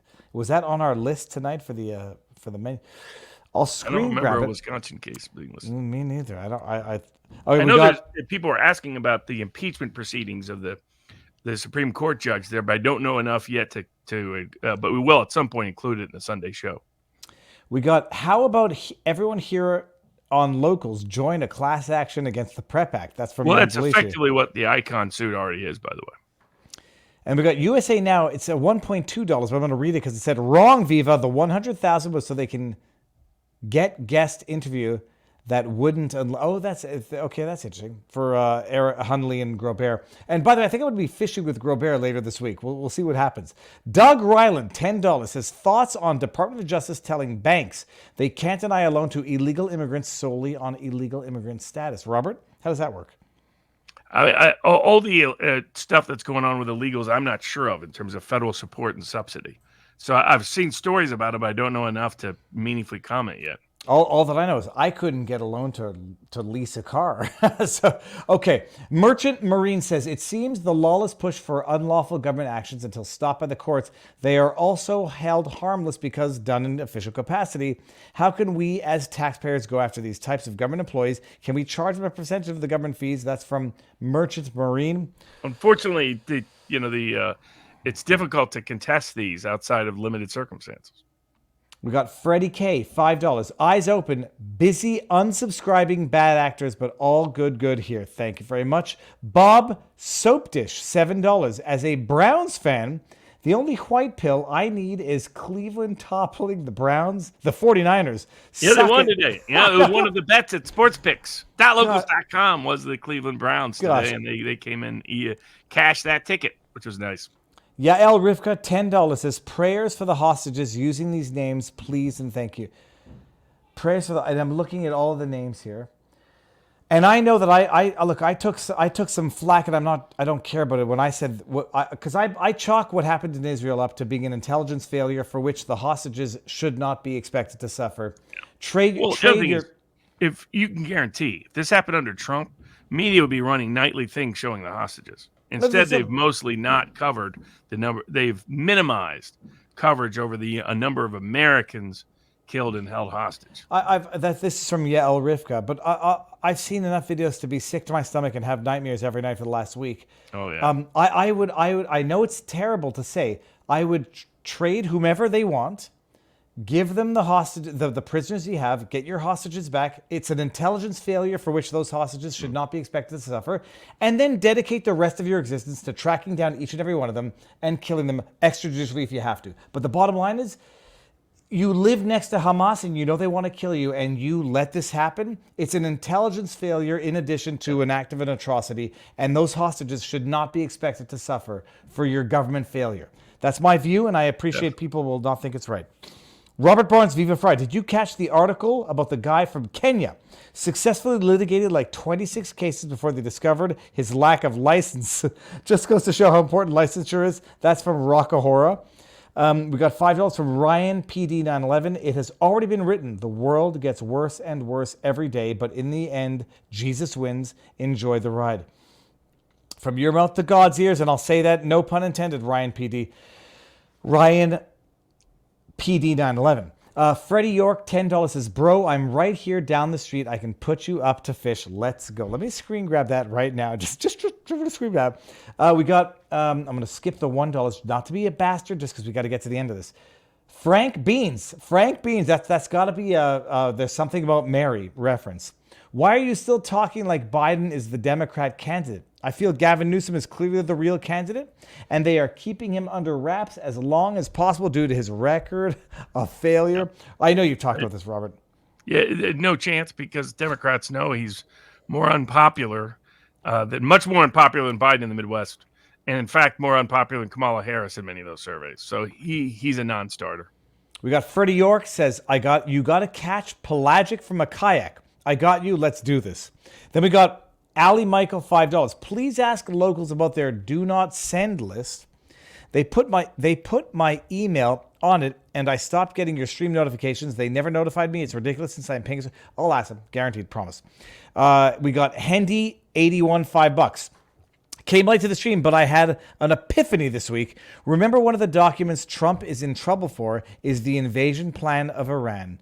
We might actually get to see that play out in real time. Dude, I'm stealing this. I'm not stealing this, but what I am going to do is share this on social media because our locals, subscribers, and members are above average. Robert, that's crazy. Now I'm thinking about it. Okay, I'm going to digest that. Hello from Horseheads, New York, my favorite weekly show. That's Oily J. And I think we're at the end. Maybe we're not. The Electoral Compact is blatantly unconstitutional from Ryan PD 911. Let me refresh and see if we have not gotten to the end of all of the tips. Because oh, geez Louise. Okay. Hold on. Tipped? What the heck? Come on, man. Okay, hold on, Robert. I'm having a problem here. View all. Now view tipped. There we go. I'm going to scroll from the bottom up. Dan_Sundin. It's a link to a Pacer monitor. It says Minnesota District Court. Okay, so this is Motor Vehicles Act. Robert, I guess we'll interesting. Screen grab that. We got Brad Crockett. The media is not reporting on the people killed in Maui either. Yeah, they've just forgotten about that. It's like Lahaina's done. Ryan 1594 or Ryan B 1594, $10 says there's a reason why all Muslim capital cities were demonstrating their support for Hamas and or Palestine. And England and Canada and some places in America. The Muslim countries would love to see Israel wiped off the map. More Muslim leaders saying Israel better not do versus Muslim leaders condemning Hamas. My theory is get the UN in there and get a third-party international government in Gaza, and you'll have a peace resolution sooner than later. Jeanette Victoria, the problem with these people trying to blame Israel is they clearly have never read the Quran. It is part of the Muslim faith to murder Jews. I took Arabic in JC. The problem with that, just to play devil's advocate, is there's a lot of stuff in the Old Testament, the New Testament, about stoning your neighbors, stoning infidels, stoning cheaters. There's a lot of stuff in... my theory is that religions are older versus newer, and the newer religions have the same... I want to say the big difference with this is that there was a resurgence of interest in fundamentalism within the Jewish, Christian, and Muslim traditions at the end of the 19th century. The only difference is the more extreme elements of the Orthodox Judaic tradition and the more extreme aspects of fundamentalist Christian traditions did not obtain political power. By contrast, the fundamentalist traditions of the Islamic tradition did gain power. And so that's where, like, certain literal components that you could interpret as justifying things in the Bible or in the Talmud. I'm going to say wrong. Well, the Talmud is different than the Old Testament, but yeah, the Talmud has some bad stuff. Either the Jewish text or the Christian text, they don't have political power. The Islamic radical interpretate do. So that literal interpretation is constant. I mean, Hamas uses it over and over again, and that's the different component. Is what the rest of the world rejected a return to the most extreme version of the fundamentalist sects within those religious traditions, but not in Islam. And all this it's kind of odd how the whole thing developed to a certain degree, because it was the late end Turkish Empire trying to explain various Islamic clerks who created the ideas that animated the Muslim Brotherhood, of which Hamas is a spinoff, explicitly by its own terms. It is that they were trying to explain. They said, well, we weren't fundamentalist enough. We didn't impose Sharia law. That's why we're losing power in the Arab world and the Islamic world. And that same argument was being made within both the Jewish and Christian tradition of the late 19th century. Just neither one of them ended up with majority power anywhere. They did in Islam. And I'm going back to the bottom now. It says, Bayanula says $5. You and the fam should check out Venice Marina. It's the fishing capital of the world. Oh, the Venice Marina, yeah. I'm gonna screen grab that. Shadow knows the Electoral Compact is a blatant ploy of mediocre classes in the bureaucracies of the cities to usurp power from the people who actually produce. Should be seen as an attempt to undermine the Republic, in my humble opinion. Appreciate your work, guys. This is from Pile G99. Okay. Oh, this is from Christina 5. Hey, Viva, could you please ask why Locals is no longer live on Amazon Fire? It was up until 3 weeks ago. Hold on, screen grab that. Okay. Now, hold on. Get over here. Oh, gosh. I just bashed a dog in the head with my mic, I think. Okay. Now, let me go all the way up. Go all the way up to the top. Came late to the stream. Epiphany. We got that one. Please ask. Do not send. Yeah. Okay, we got that. Barnes. Hold on one second. No, did I do them all? Bro, I'm right here down the street. Okay, we did it. Robert.